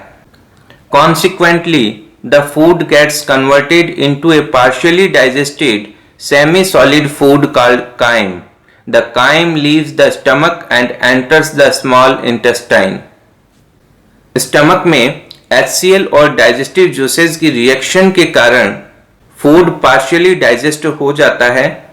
Partially digested food semi solid होता है जिसे हम काइम कहते हैं. फिर ये काइम स्टमक से स्मॉल इंटेस्टाइन में एंटर होता है. नेक्स्ट हम डिस्कशन करते हैं नो मोर मीन्स अधिक जाने. The working of the stomach was discovered by a strange accident. एक अजीब घटना से हमें स्टमक के काम का पता चला. A man named Alexis Saint Martin was accidentally hit by a shotgun in 1822. The bullet had seriously damaged his abdomen and made a hole in his stomach. 1822 में एलेक्सिस सेंट मार्टिन नाम के व्यक्ति को गलती से शॉटगन की bullet लग गई. बुलेट ने उसके एब्डोमेन को सीरियसली डैमेज्ड कर दिया और उसके स्टमक में एक होल हो गया. He was brought to an American doctor, William Beaumont. उन्हें एक अमेरिकी डॉक्टर विलियम ब्यूमॉन्ट के पास लाया गया. Martin survived, but the doctor could not close the hole properly and left it bandaged. Martin को बचा तो लिया गया लेकिन डॉक्टर उसके होल को प्रॉपर बंद नहीं कर पाए और वहां पर पट्टी बांध दी गई. Doctor Beaumont took it as a great opportunity to see the inside of the stomach through the hole and observe the digestive processes. Doctor Beaumont ने स्टमक के अंदर की डाइजेस्टिव प्रोसेस को इस होल से ऑब्जर्व करने के एक अवसर के रूप में लिया. He began to perform experiments on digestion using Martin's stomach without giving any discomfort to him and made some wonderful observations. उन्होंने मार्टिन के स्टमक का यूज करके डाइजेशन पर एक्सपेरिमेंट स्टार्ट कर दिए और इससे मार्टिन को भी कोई असुविधा नहीं हुई. He found that the stomach churns the food. यहाँ पर churns का मीनिंग होगा मथना. उन्होंने देखा स्टमक हमारे फूड को मथता है. The wall of stomach secretes certain gastric juices which help in the digestion of food. Stomach की वॉल से गैस्ट्रिक जूसेस सिक्रीट होते हैं जो फूड डाइजेशन में हेल्प करते हैं. He came to this conclusion by mixing the gastric juices from the stomach with the food. The food mixed with the gastric juices of the stomach dissolved after some time. वह stomach से gastric juices को food में मिलाकर इस conclusion पर पहुंचे. उन्होंने देखा कि फूड में गैस्ट्रिक जूसेस को मिक्स करने पर फूड डिसॉल्व हो जाता है. This lead to an important discovery that the stomach secretes digestive juices which digest the food into nutrients which the body uses. इस एक्सपेरिमेंट से एक इंपॉर्टेंट डिस्कवरी हुई कि स्टमक डाइजेस्टिव जूसेस का सिक्रीशन करता है जो फूड को डाइजेस्ट करता है और आफ्टर डाइजेशन हमारी बॉडी फूड के न्यूट्रिएंट्स को काम में लेती है. तो देखिए स्टूडेंट्स, इस प्रकार से हमने जाना कि किस प्रकार से एक अजीब घटना से स्टमक की एक्टिविटी के बारे में हमें पता चला. Do you no sometimes we vomit the food. This happens when our stomach rejects the food we have eaten. The antiperistaltic movements of the stomach wall and the esophagus push the food up to the esophagus. कभी कभी हम भोजन को उल्टी कर देते हैं। यह तब होता है जब हमारा पेट हमारे द्वारा खाए गए फूड को रिजेक्ट कर देता है।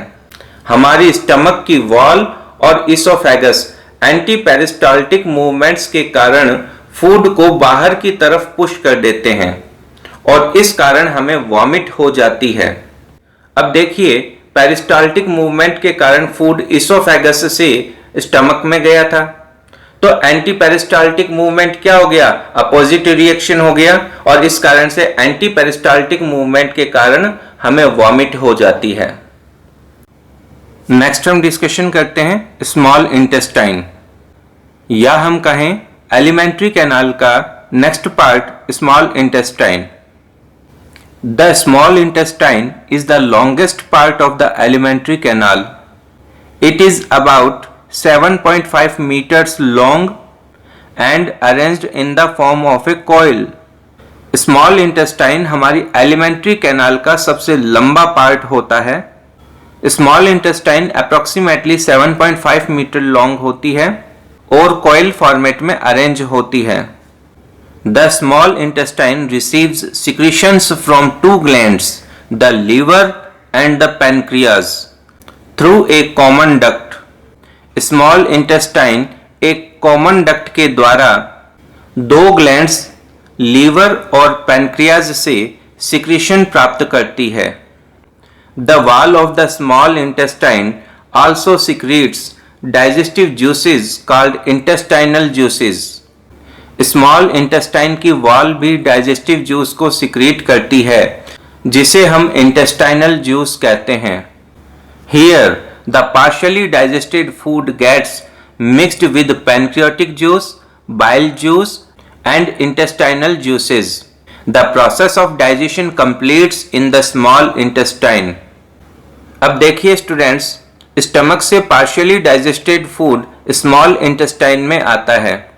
स्टमक में हाइड्रोक्लोरिक एसिड के कारण फूड एसिडिक होता है। स्टमक से सेमी पार्शियली डाइजेस्टेड फूड जब स्मॉल इंटेस्टाइन में एंटर होता है तो हम उसे काइम कहते हैं। इस काइम में पैनक्रियाज से सिक्रीट पैनक्रियाटिक जूस, लीवर से secrete bile juice and intestine से सिक्रीट इंटेस्टाइनल जूस मिक्स होता है। पार्शियली डाइजेस्टेड फूड में इन सभी जूसेस के मिक्स होने के कारण डाइजेशन प्रोसेस आगे की तरफ बढ़ता है और स्मॉल इंटेस्टाइन में डाइजेशन कंप्लीट होता है। नेक्स्ट हम डिस्कस करते हैं liver. The liver is a reddish brown gland situated in the upper part of the abdomen on the right side. It is the largest gland in the body. Liver एक reddish brown colour की gland है जो हमारे abdomen के upper part में स्थित होती है। हमारे एब्डोमेन में थोरेसिक पार्ट में राइट साइड के लंग के नीचे की तरफ ये स्थित होती है। ये हमारी बॉडी की सबसे लार्जेस्ट ग्लैंड है। It secretes bile juices which is stored in a sac called the gall bladder located near the liver. Liver से बाइल जूस सिक्रीट होता है।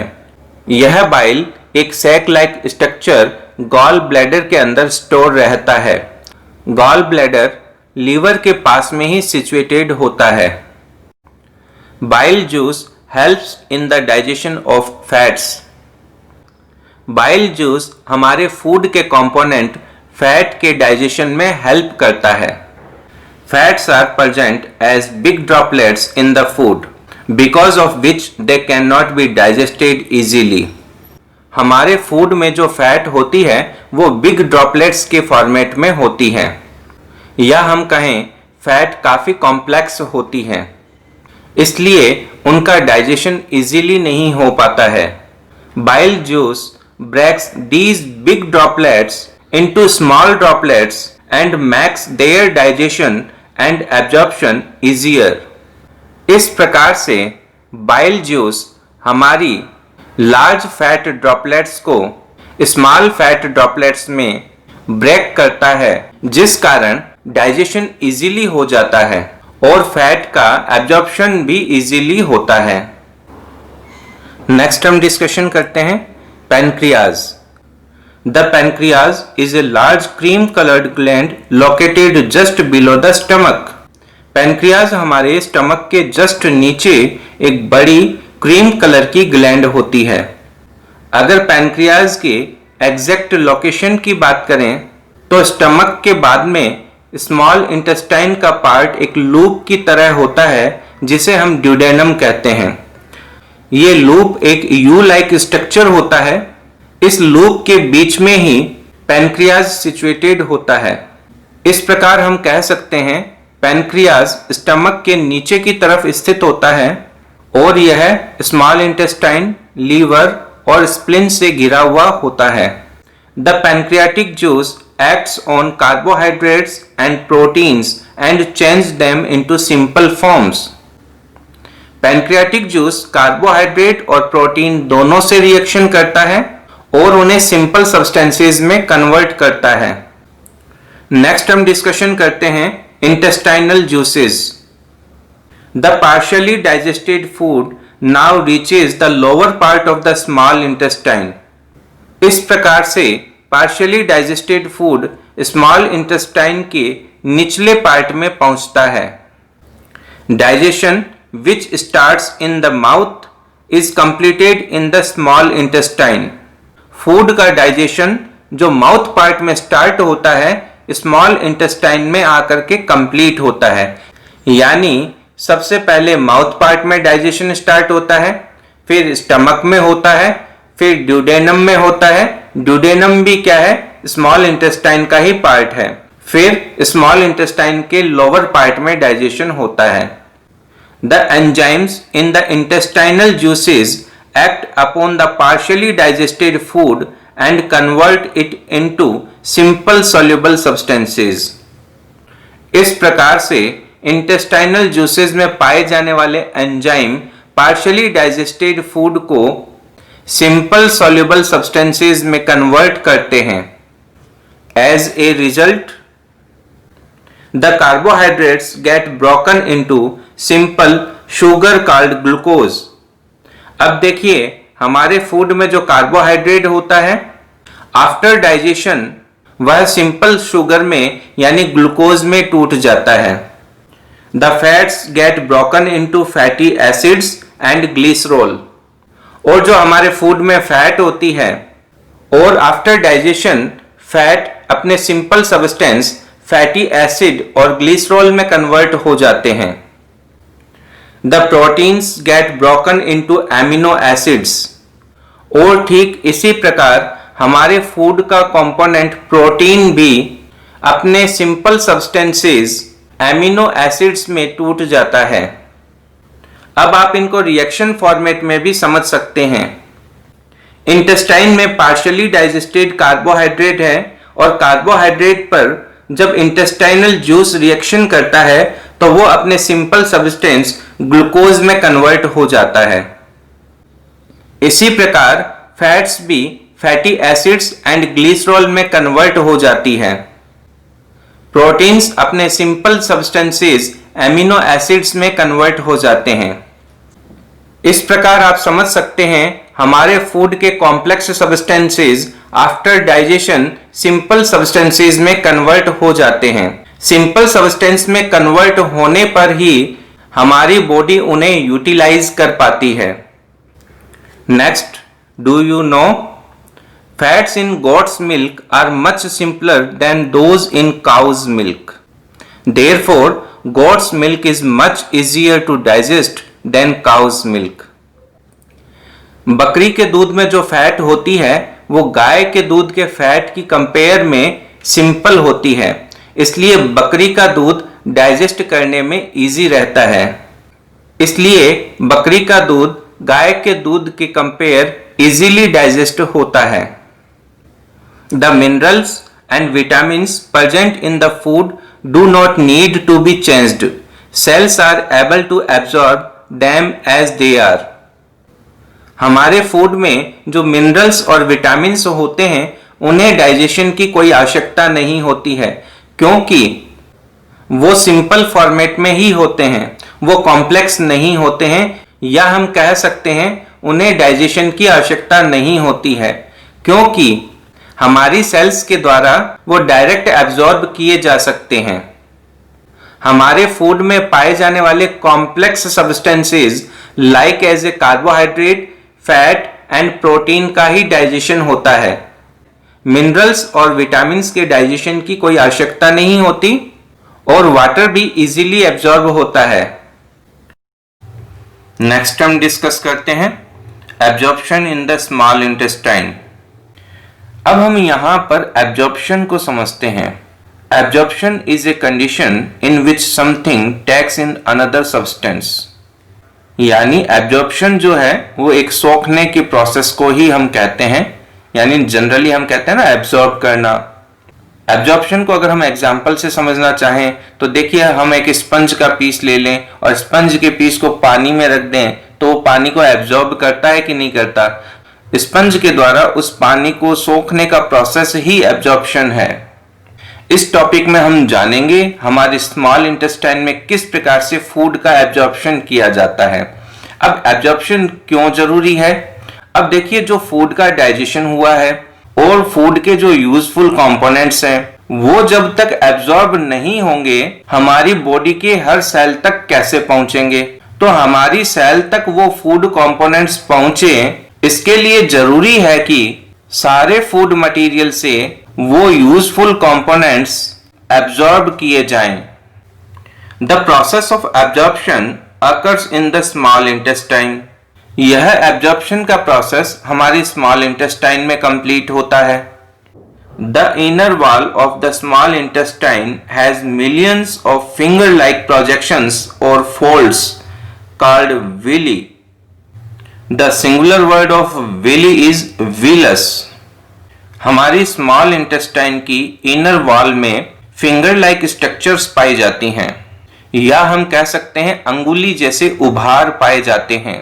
इन फिंगर लाइक प्रोजेक्शंस को ही हम विली कहते हैं। विली अपने आप में प्लूरल वर्ड है, वहीं विलस सिंगुलर वर्ड है। यानी जब हम हमारी स्मॉल इंटेस्टाइन में सिर्फ एक सिंगल प्रोजेक्शन की बात करें तो हम उसे विलस कहेंगे, लेकिन जब हम बहुत सारे मल्टीपल विलस की बात करें तो हम उसे विली कहेंगे। Each villus has a network of thin and small blood vessels called capillaries close to its surface. प्रत्येक विलस के अंदरूनी हिस्से में यानी सरफेस के इनर साइड में थिन और स्मॉल ब्लड वेसल्स पाई जाती हैं। इन ब्लड वेसल्स को कैपिलरीज कहते हैं। These villi give the inner walls of the small intestine a very large surface area for the absorption of digested food. Small intestine में जो ये Willie पाई जाती हैं, इन विली के कारण एब्जॉर्प्शन का सरफेस एरिया इंक्रीज हो जाता है। अब आप ऑलरेडी जानते हैं कि हमारी जो इंटेस्टाइन है वो एक ट्यूब लाइक स्ट्रक्चर है। अगर ये ट्यूब लाइक स्ट्रक्चर में विली न पाई जाए तो इसका इनर पार्ट एक सिंगल लेयर के फॉर्मेट में होगा। एक तो फूड का एब्जॉर्प्शन सिंगल लेयर करे या बहुत सारे अंगुली जैसे उभार करे। ऑब्वियसली विली के द्वारा एब्जॉर्प्शन सरफेस इंक्रीज हो जाएगी, इसलिए हम कह सकते हैं हमारी स्मॉल इंटेस्टाइन में जो ये विली पाई जाती हैं, इनके कारण हमारे डाइजेस्टेड फूड का एब्जॉर्प्शन सरफेस एरिया इंक्रीज हो जाता है। The surface of the villi absorbs the digested food materials and passes them to the fine blood capillaries. ये जो विली होती है अपनी सरफेस से फूड मटेरियल को एब्जॉर्ब करती है और वहां से फिर ये ब्लड कैपिलरीज में चला जाता है और ब्लड कैपिलरीज के द्वारा हमारे ब्लड ट्रांसपोर्टेशन में पहुंचता है और ब्लड ट्रांसपोर्टेशन के द्वारा बॉडी की सभी सेल्स तक फूड मटेरियल पहुंचता है। The absorbed food is carried to all the cells of the body by blood. This food is utilized by the cells to release energy. इस प्रकार से जो फूड मटेरियल इन विली के द्वारा absorb किया जाता है वह हमारी बॉडी की सेल्स तक पहुंचता है और बॉडी की जो सेल्स हैं वो सेल्स इन फूड मटेरियल को यूटिलाइज करती है और एनर्जी रिलीज करती है। यही एनर्जी हमारे द्वारा किए जाने वाले वर्क में यूटिलाइज होती है। नेक्स्ट हम डिस्कस करते हैं एसिमिलेशन ऑफ फूड। अब देखिए, एसिमिलेशन का मतलब होता है जब डाइजेस्टेड फूड हमारी बॉडी टिश्यूज के द्वारा यूटिलाइज कर लिए जाएं। The process of absorbing food into the tissue of a living organism is called assimilation. Blood carries the absorbed food from the small intestine to different organs of the body where it is used to build complex substances such as the proteins required by the body for the growth and repair of the body tissues. अब देखिए students, small intestine में जो food का digestion हुआ और food के digestion के बाद में विली के द्वारा उसका एब्जॉर्प्शन हुआ। विली ने जो एब्जॉर्प्शन किया वह ब्लड के द्वारा बॉडी के ऑर्गन्स तक पहुंचा। अब हमारी बॉडी के ऑर्गन्स फूड के उस सिंपल और यूजफुल कंपोनेंट्स को बॉडी की रिक्वायरमेंट्स के हिसाब से कॉम्प्लेक्स सब्सटेंस में कन्वर्ट करते हैं। इस प्रकार से वो कंपोनेंट्स हमारी बॉडी की ग्रोथ और रिपेयर में काम में आते हैं। This is the final stage in the process of digestion and is known as assimilation. Assimilation जो है वो हमारे फूड के डाइजेशन की फाइनल स्टेज होती है। In the cells glucose breaks down with the help of oxygen into carbon dioxide and water and energy is released. अब देखिए, हमारे फूड के अंदर जो कार्बोहाइड्रेट नाम का कंपोनेंट था वो आफ्टर डाइजेशन ग्लूकोज में कन्वर्ट हुआ और वो ग्लूकोज ब्लड ट्रांसपोर्टेशन के द्वारा हमारी बॉडी की सेल्स तक पहुंचा। हमारी बॉडी की सेल्स में ऑक्सीजन और वाटर की प्रेजेंस में वो ग्लूकोज ब्रेक हुआ और एनर्जी रिलीज हुई। हम जानते हैं ना, हमें एनर्जी कार्बोहाइड्रेट से मिलती है। कार्बोहाइड्रेट एनर्जी गिविंग फूड है। तो कार्बोहाइड्रेट की जो सिंपलेस्ट फॉर्म है वो ग्लूकोज होती है और ग्लूकोज का मॉलिक्यूल जब हमारी सेल में ब्रेक होता है तो फिर एनर्जी रिलीज होती है और वही एनर्जी हम यूटिलाइज करते हैं। Amino acids are used for building and repairing of body parts such as worn out cells and tissues.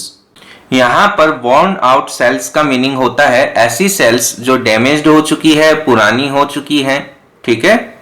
अब देखिए, जो एमिनो एसिड होते हैं उसे हम हमारा कंस्ट्रक्टिंग मटेरियल भी कह सकते हैं, क्योंकि हमारी जो बॉडी है, बॉडी की मसल्स है, हमारे टिश्यूज हैं, वो सारे के सारे प्रोटीन से बने हुए होते हैं और जो प्रोटीन होता है वो खुद एमिनो एसिड से मिलकर के बना हुआ होता है। तो इस प्रकार से एमिनो एसिड हमारी बॉडी का कंस्ट्रक्टिंग मटेरियल है और हमारी बॉडी के डैमेज्ड पार्ट की रिपेयरिंग भी करता है। Fatty acids and glycerol act as energy reserves and are stored under the skin for further use. और हमारी फूड का जो कंपोनेंट फैट होता है आफ्टर डाइजेशन वो फैटी एसिड और ग्लिसरॉल में कन्वर्ट हो जाता है। ये फैटी एसिड और ग्लिसरॉल हमारी स्किन के नीचे एक फैट की लेयर बनाते हैं और इसी के साथ साथ हमारी बॉडी के लिए रिजर्व्ड फूड मटेरियल भी होता है। यानी हम कह सकते हैं अगर हमारी बॉडी में ज्यादा फैट स्टोर हो जाए तो ओबेसिटी की प्रॉब्लम भी हो जाती है। ओबेसिटी की प्रॉब्लम से बचने के लिए हमें फिजिकल एक्सरसाइज करते रहना चाहिए। Next part of this chapter is, do you know? Sometimes consumption of unclean water और dirty food results in diarrhoea. अनेक बार अनक्लीन वाटर और डर्टी फूड के कंजप्शन से डायरिया की प्रॉब्लम क्रिएट हो जाती है। Diarrhoea is an infection of the intestine and involves passage of watery stool very frequently. Diarrhoea एक ऐसी कंडीशन है जिसमें इंटेस्टाइन में इन्फेक्शन हो जाता है और पानी जैसे पतले दस्त लगने लग जाते हैं। यहाँ पर जो वर्ड स्टूल है उसका meaning faeces, physical matter, human excreta, defecation और पूप होता है। This leads to the loss of water and useful salts from the body and can cause dehydration. Diarrhoea के कारण पतले दस्त लगने लग जाते हैं जिससे बॉडी के अंदर पानी और यूजफुल साल्ट्स की कमी हो जाती है और इसे हम डिहाइड्रेशन भी कहते हैं। It can be fatal under severe conditions. लंबे समय तक ये कंडीशन रहे तो ये घातक होती है। It can be avoided by giving the patient plenty of boiled and cold water with a pinch of salt and sugar dissolved in it. This is called oral rehydration solution ORS. Patient को ठंडे किए हुए boiled water के अंदर नमक और चीनी मिलाया हुआ सॉल्यूशन दिया जाए तो डिहाइड्रेशन से बचाया जा सकता है। इस सॉल्यूशन को हम ORS ओरल रिहाइड्रेशन सॉल्यूशन भी कहते हैं। डिस्पेंसरीज में ये फ्री ऑफ कॉस्ट भी अवेलेबल है।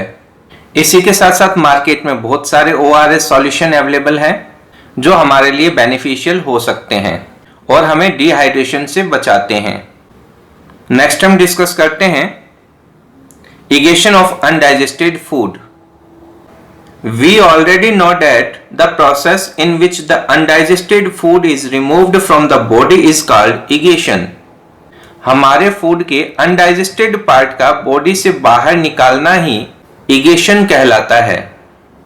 The food that remains undigested and unabsorbed passes from the small intestine into the large intestine, which is wider and shorter than the small intestine. अब देखिए, हमारी स्मॉल इंटेस्टाइन में food के digestion और absorption के बाद में जो रिमेनिंग पार्ट है उसे लार्ज इंटेस्टाइन में भेज दिया जाता है। लार्ज इंटेस्टाइन की लेंथ तो कम होती है लेकिन स्मॉल इंटेस्टाइन के कंपेयर उसकी विड्थ ज्यादा होती है। विड्थ ज्यादा होने के कारण ही हम उसे लार्ज इंटेस्टाइन कहते हैं। It is about 1.5 metre in length. यह लगभग 1.5 मीटर लंबी होती है। Large intestine has two parts, colon upper part and rectum lower part. Large intestine के भी दो पार्ट होते हैं, एक अपर पार्ट जिसे हम कॉलन कहते हैं, एक लोअर पार्ट जिसे हम रेक्टम कहते हैं। Colon absorbs water and some salts from the undigested food. एक बात आप यहां पर जरूर ध्यान रखना, डाइजेशन सिर्फ और सिर्फ स्मॉल इंटेस्टाइन तक ही होता है। लार्ज इंटेस्टाइन में किसी भी तरह का डाइजेशन प्रोसेस नहीं पाया जाता है। लार्ज इंटेस्टाइन का जो अपर पार्ट है कॉलन, उसमें सिर्फ हमारे फूड में जो मिनरल्स, वाटर और साल्ट्स बचे हुए हैं उनका एब्जॉर्प्शन ही पाया जाता है। Due to this the undigested food become dry and almost semi solid. Large intestine के कॉलन में एब्जॉर्प्शन के बाद हमारे फूड का जो अनडाइजेस्टेड पार्ट है वो मोस्टली ड्राई हो जाता है और सेमी सॉलिड होता है। This is known as faeces and is stored in the rectum. Feces is passed out of the body through the anus. This process is called igation. ये जो सेमी सॉलिड पार्ट है इसको हम faces कहते हैं और ये लार्ज इंटेस्टाइन के लोअर पार्ट रेक्टम में स्टोर हो जाता है और एलिमेंट्री कैनाल के एंडिंग पार्ट एनस के द्वारा बॉडी से बाहर कर दिया जाता है। इस अनडाइजेस्टेड फूड को बॉडी से बाहर करने का प्रोसेस ही इगेशन कहलाता है। नेक्स्ट हम डिस्कस करते हैं do you know some creatures live in the digestive system of other animals. For example tapeworm lives in the human intestine. अब देखिए स्टूडेंट्स, कुछ क्रिएचर्स दूसरे एनिमल्स के डाइजेस्टिव सिस्टम में रहते हैं और वहां से अपना न्यूट्रिशन प्राप्त करते हैं। अधिकांशतः ऐसे क्रिएचर्स हार्मफुल होते हैं और हम उन्हें पैरासाइट्स भी कहते हैं। टैपवर्म एक हेलमिंथीज है जो ह्यूमन इंटेस्टाइन में पाया जाता है। नेक्स्ट हम डिस्कस करते हैं science in life. We should include roughage in our diet as it helps the undigested food to move out through the digestive system easily in bowel movements and preventing constipation. अब देखिए students, हमें हमारे food में roughage part को भी include करना होता है। रफेज यानी डाइटरी फाइबर, क्योंकि हमारे डाइजेशन में इंटेस्टाइनल मूवमेंट के लिए ये अच्छा होता है। बाउल मूवमेंट को इंप्रूव करता है, डाइजेशन को प्रॉपर करता है और कॉन्स्टिपेशन नहीं होने देता है। नेक्स्ट हम डिस्कस करते हैं multiple choice questions. Question number 1, the largest gland in the body is spleen, pancreas, gall bladder, liver and stomach.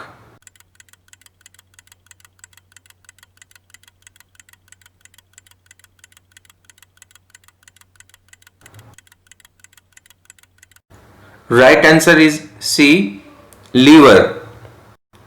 Students, we know that liver is the largest gland in the body. Next, question number 2. Carbohydrates get broken into space, glucose, fatty acids, glycerol, amino acids.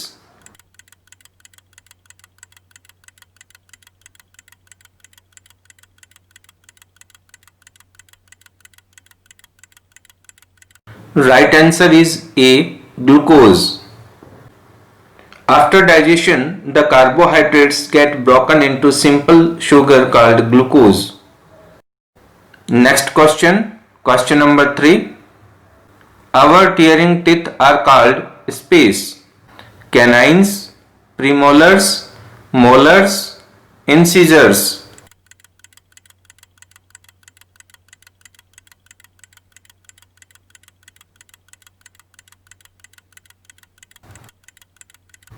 Right answer is A, canines.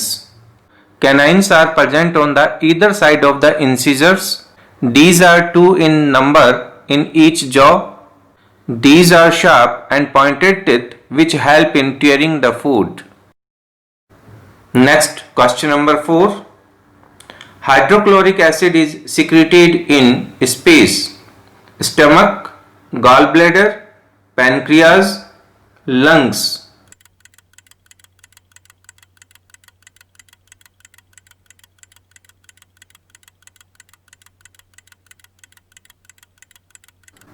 Right answer A, stomach. The inner wall of the stomach contains gastric glands. Gastric glands secrete gastric or digestive juices which contains 3 substances: hydrochloric acid, pepsin and mucus. Next, question 5. Space absorbs the digested food: stomach, small intestine, large intestine, esophagus.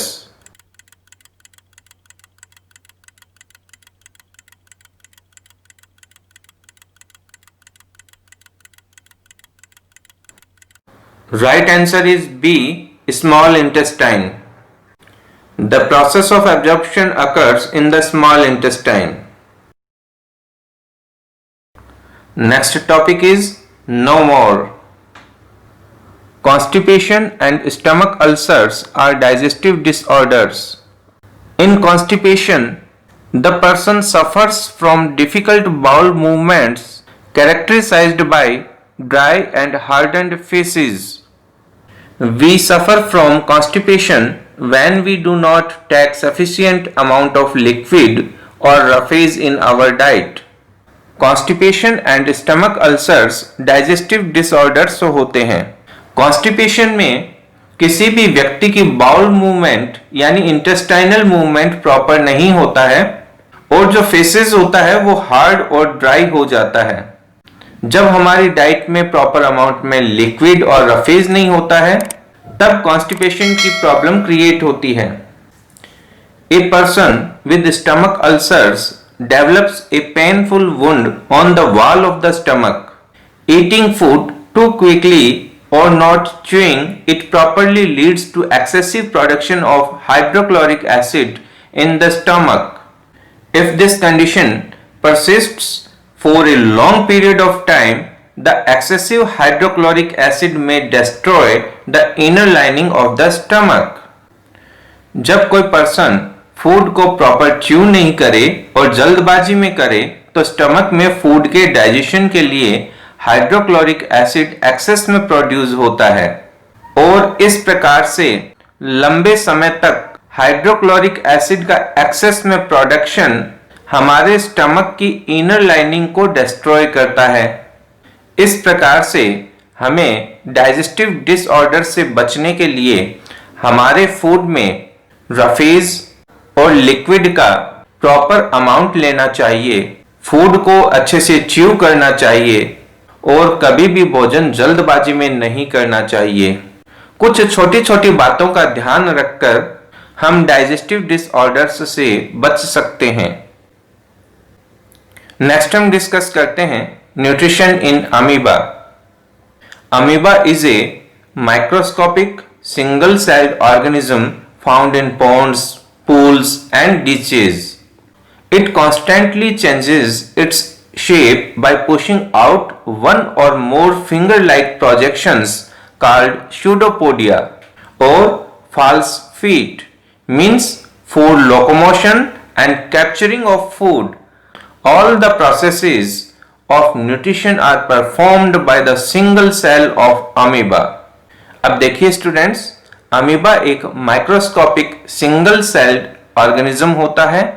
Generally ये Pond's, pools और डिचेज में पाया जाता है। इसकी कोई fix structure नहीं होती है। ये अपनी स्ट्रक्चर को, अपनी शेप को बदल सकता है जब इसे एक जगह से दूसरी जगह जाना हो या फिर फूड इंटेक करना हो, तो इसकी बॉडी पर फिंगर लाइक प्रोजेक्शंस बनते हैं और ये इन फिंगर लाइक प्रोजेक्शंस के द्वारा ही मूव करता है। इन फिंगर लाइक प्रोजेक्शंस को ही हम स्यूडोपोडिया कहते हैं। स्यूडो का मतलब होता है फॉल्स और पोडिया का मतलब होता है फिट लाइक स्ट्रक्चर। अमीबा एक सिंगल सेल्ड ऑर्गेनिज्म है और लाइफ की सारी एक्टिविटीज इस सिंगल सेल के द्वारा ही कंप्लीट होती है। Next, injection in amoeba. Amoeba eats tiny microscopic plants and animals as food, which float on water on which it lives. When an amoeba encounters a suitable organism, it pushes out two pseudopodia around the organism. Gradually, the tips of the pseudopodia fuse with each other. अब देखिए students, amoeba खुद भी एक microscopic single celled organisms होता है और ये microscopic plants और एनिमल्स को ही इंटैक्ट करता है। जब कोई सूटेबल ऑर्गेनिज्म इसके पास आता है या ये उसके पास जाता है तो इसकी बॉडी से फिंगर लाइक प्रोजेक्शंस निकल आते हैं और ये फिंगर लाइक प्रोजेक्शंस उस ऑर्गेनिज्म को घेर लेते हैं और फिर ये फिंगर लाइक प्रोजेक्शंस आपस में फ्यूज हो जाते हैं और इस प्रकार से अमीबा अपने फूड का इंजेक्शन करता है। As a result, the food is engulfed with a little surrounding water to form a food vacuole inside it. इस प्रकार से बॉडी के अंदर जो फूड लिया गया है उसके चारों तरफ एक वैक्यूल लाइक स्ट्रक्चर बन जाती है जिसे हम फूड वैक्यूल कहते हैं। Next, digestion in amoeba. The enzymes from the surrounding cytoplasm enter the food vacuole and break down the food into simple soluble substances. अब देखिए, आप यहां पर एक वर्ड देख रहे हैं, साइटोप्लाज्म। साइटोप्लाज्म सेल के अंदर पाया जाने वाला जेली लाइक या हम कहें लिक्विड लाइक सब्सटेंस है जिसमें सेल ऑर्गेनेल्स भी पाए जाते हैं। जब अमीबा फूड को इंटैक्ट कर लेता है और फूड वैक्यूल बन जाती है, उस समय साइटोप्लाज्म से कुछ एंजाइम्स या हम कहें डाइजेस्टिव जूसेस उस फूड वैक्यूल में एंटर होते हैं और उस फूड का डाइजेशन स्टार्ट कर देते हैं। इस प्रकार से वो कॉम्प्लेक्स फूड सिंपल और सॉल्युबल सब्सटेंसेस में कन्वर्ट होता है। Next, absorption in amoeba. The digested food present in the food vacuole is absorbed directly into the cytoplasm. अब देखिए, जो फूड वैक्यूल में जो डाइजेशन हुआ है उस डाइजेशन के बाद में जो सिंपल और सॉल्युबल सब्सटेंसेस जो होते हैं वो उस वैक्यूल से डायरेक्ट साइटोप्लाज्म में पहुंच जाते हैं या हम कह सकते हैं कि साइटोप्लाज्म के द्वारा वो डायरेक्ट एब्जॉर्ब कर लिए जाते हैं। Next, Assimilation in amoeba. The digested food absorbed by the cytoplasm stored or utilized for its growth, development, multiplication and release of energy. इस प्रकार से आफ्टर डाइजेशन जो फूड एब्जॉर्ब किया जाता है वह यूटिलाइज किया जाता है। यूटिलाइज करने के प्रोसेस को ही हम एसिमिलेशन कहते हैं। फूड के एसिमिलेशन प्रोसेस में उसकी बॉडी में एनर्जी बनती है, वह उससे ग्रोथ करता है, उसी से डेवलपमेंट होता है और मल्टीप्लिकेशन भी करता है। Next, egestion in amoeba. The undigested food gets collected inside the vacuole. The cell membrane suddenly ruptures at any place and the undigested food is thrown outside the body by the vacuole. अब देखिए students, amoeba में इगेशन के लिए कोई special structure नहीं पाई जाती है, इसलिए आफ्टर डाइजेशन फूड का जो अनडाइजेस्टेड पार्ट होता है वो वैक्यूल में इकट्ठा होता रहता है और फिर बॉडी की किसी भी साइड से बॉडी रैप्चर होती है और उस अनडाइजेस्टेड फूड मटेरियल को बॉडी से बाहर कर दिया जाता है। इस प्रकार से हम देखते हैं अमीबा में एकदम सिंपलेस्ट फॉर्म में फूड का डाइजेशन होता है। नेक्स्ट हम डिस्कस करते हैं nutrition in ruminants. Certain grass-eating animals such as cows, buffaloes, deer and sheep quickly gather their food.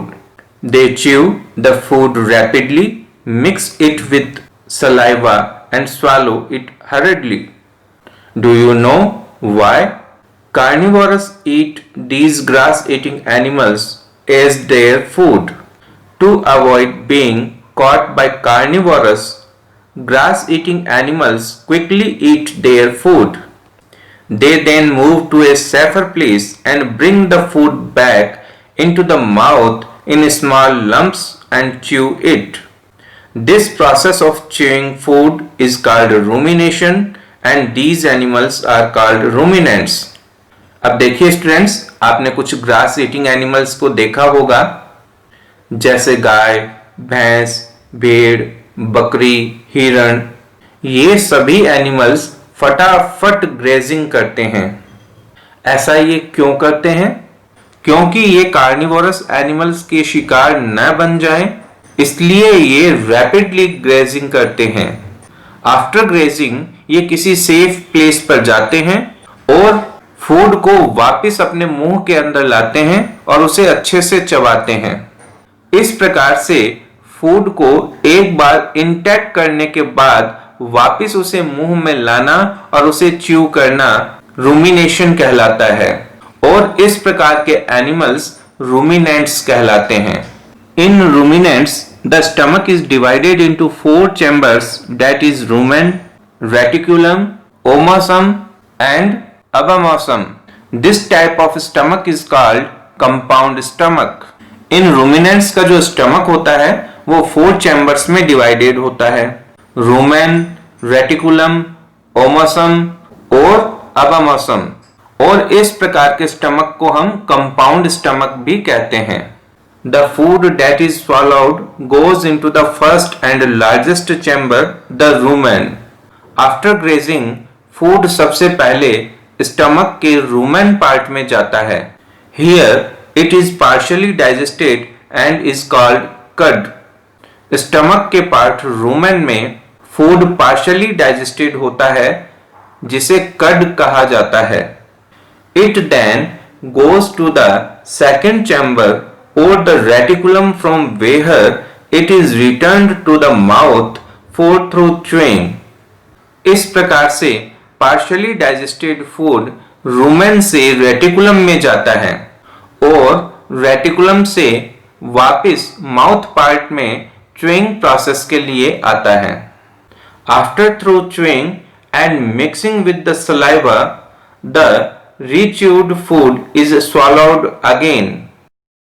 इस प्रकार से माउथ पार्ट में उस फूड को अच्छे से चबाया जाता है और उसमें सलाइवा मिक्स की जाती है और उसके बाद में उसे वापस से निगला जाता है।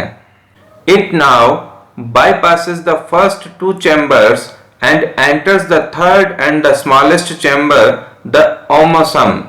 Here it is broken down into smaller pieces. अब ये फूड स्टमक के थर्ड चैम्बर ओमासम में जाता है, जहां पर उसे और छोटे पार्टिकल्स में ब्रेक किया जाता है. The food enters the fourth chamber, the abomasum. Here a kind of gastric juice containing an enzyme and hydrochloric acid is secreted and the process of digestion comes to an end. Stomach के third chamber ओमासम से food stomach के fourth chamber ओबोमासम में enter होता है. यहां पर उसमें gastric juice mix होता है. गैस्ट्रिक जूस में एंजाइम्स और हाइड्रोक्लोरिक एसिड पाया जाता है. The digested food now passes into the small intestine.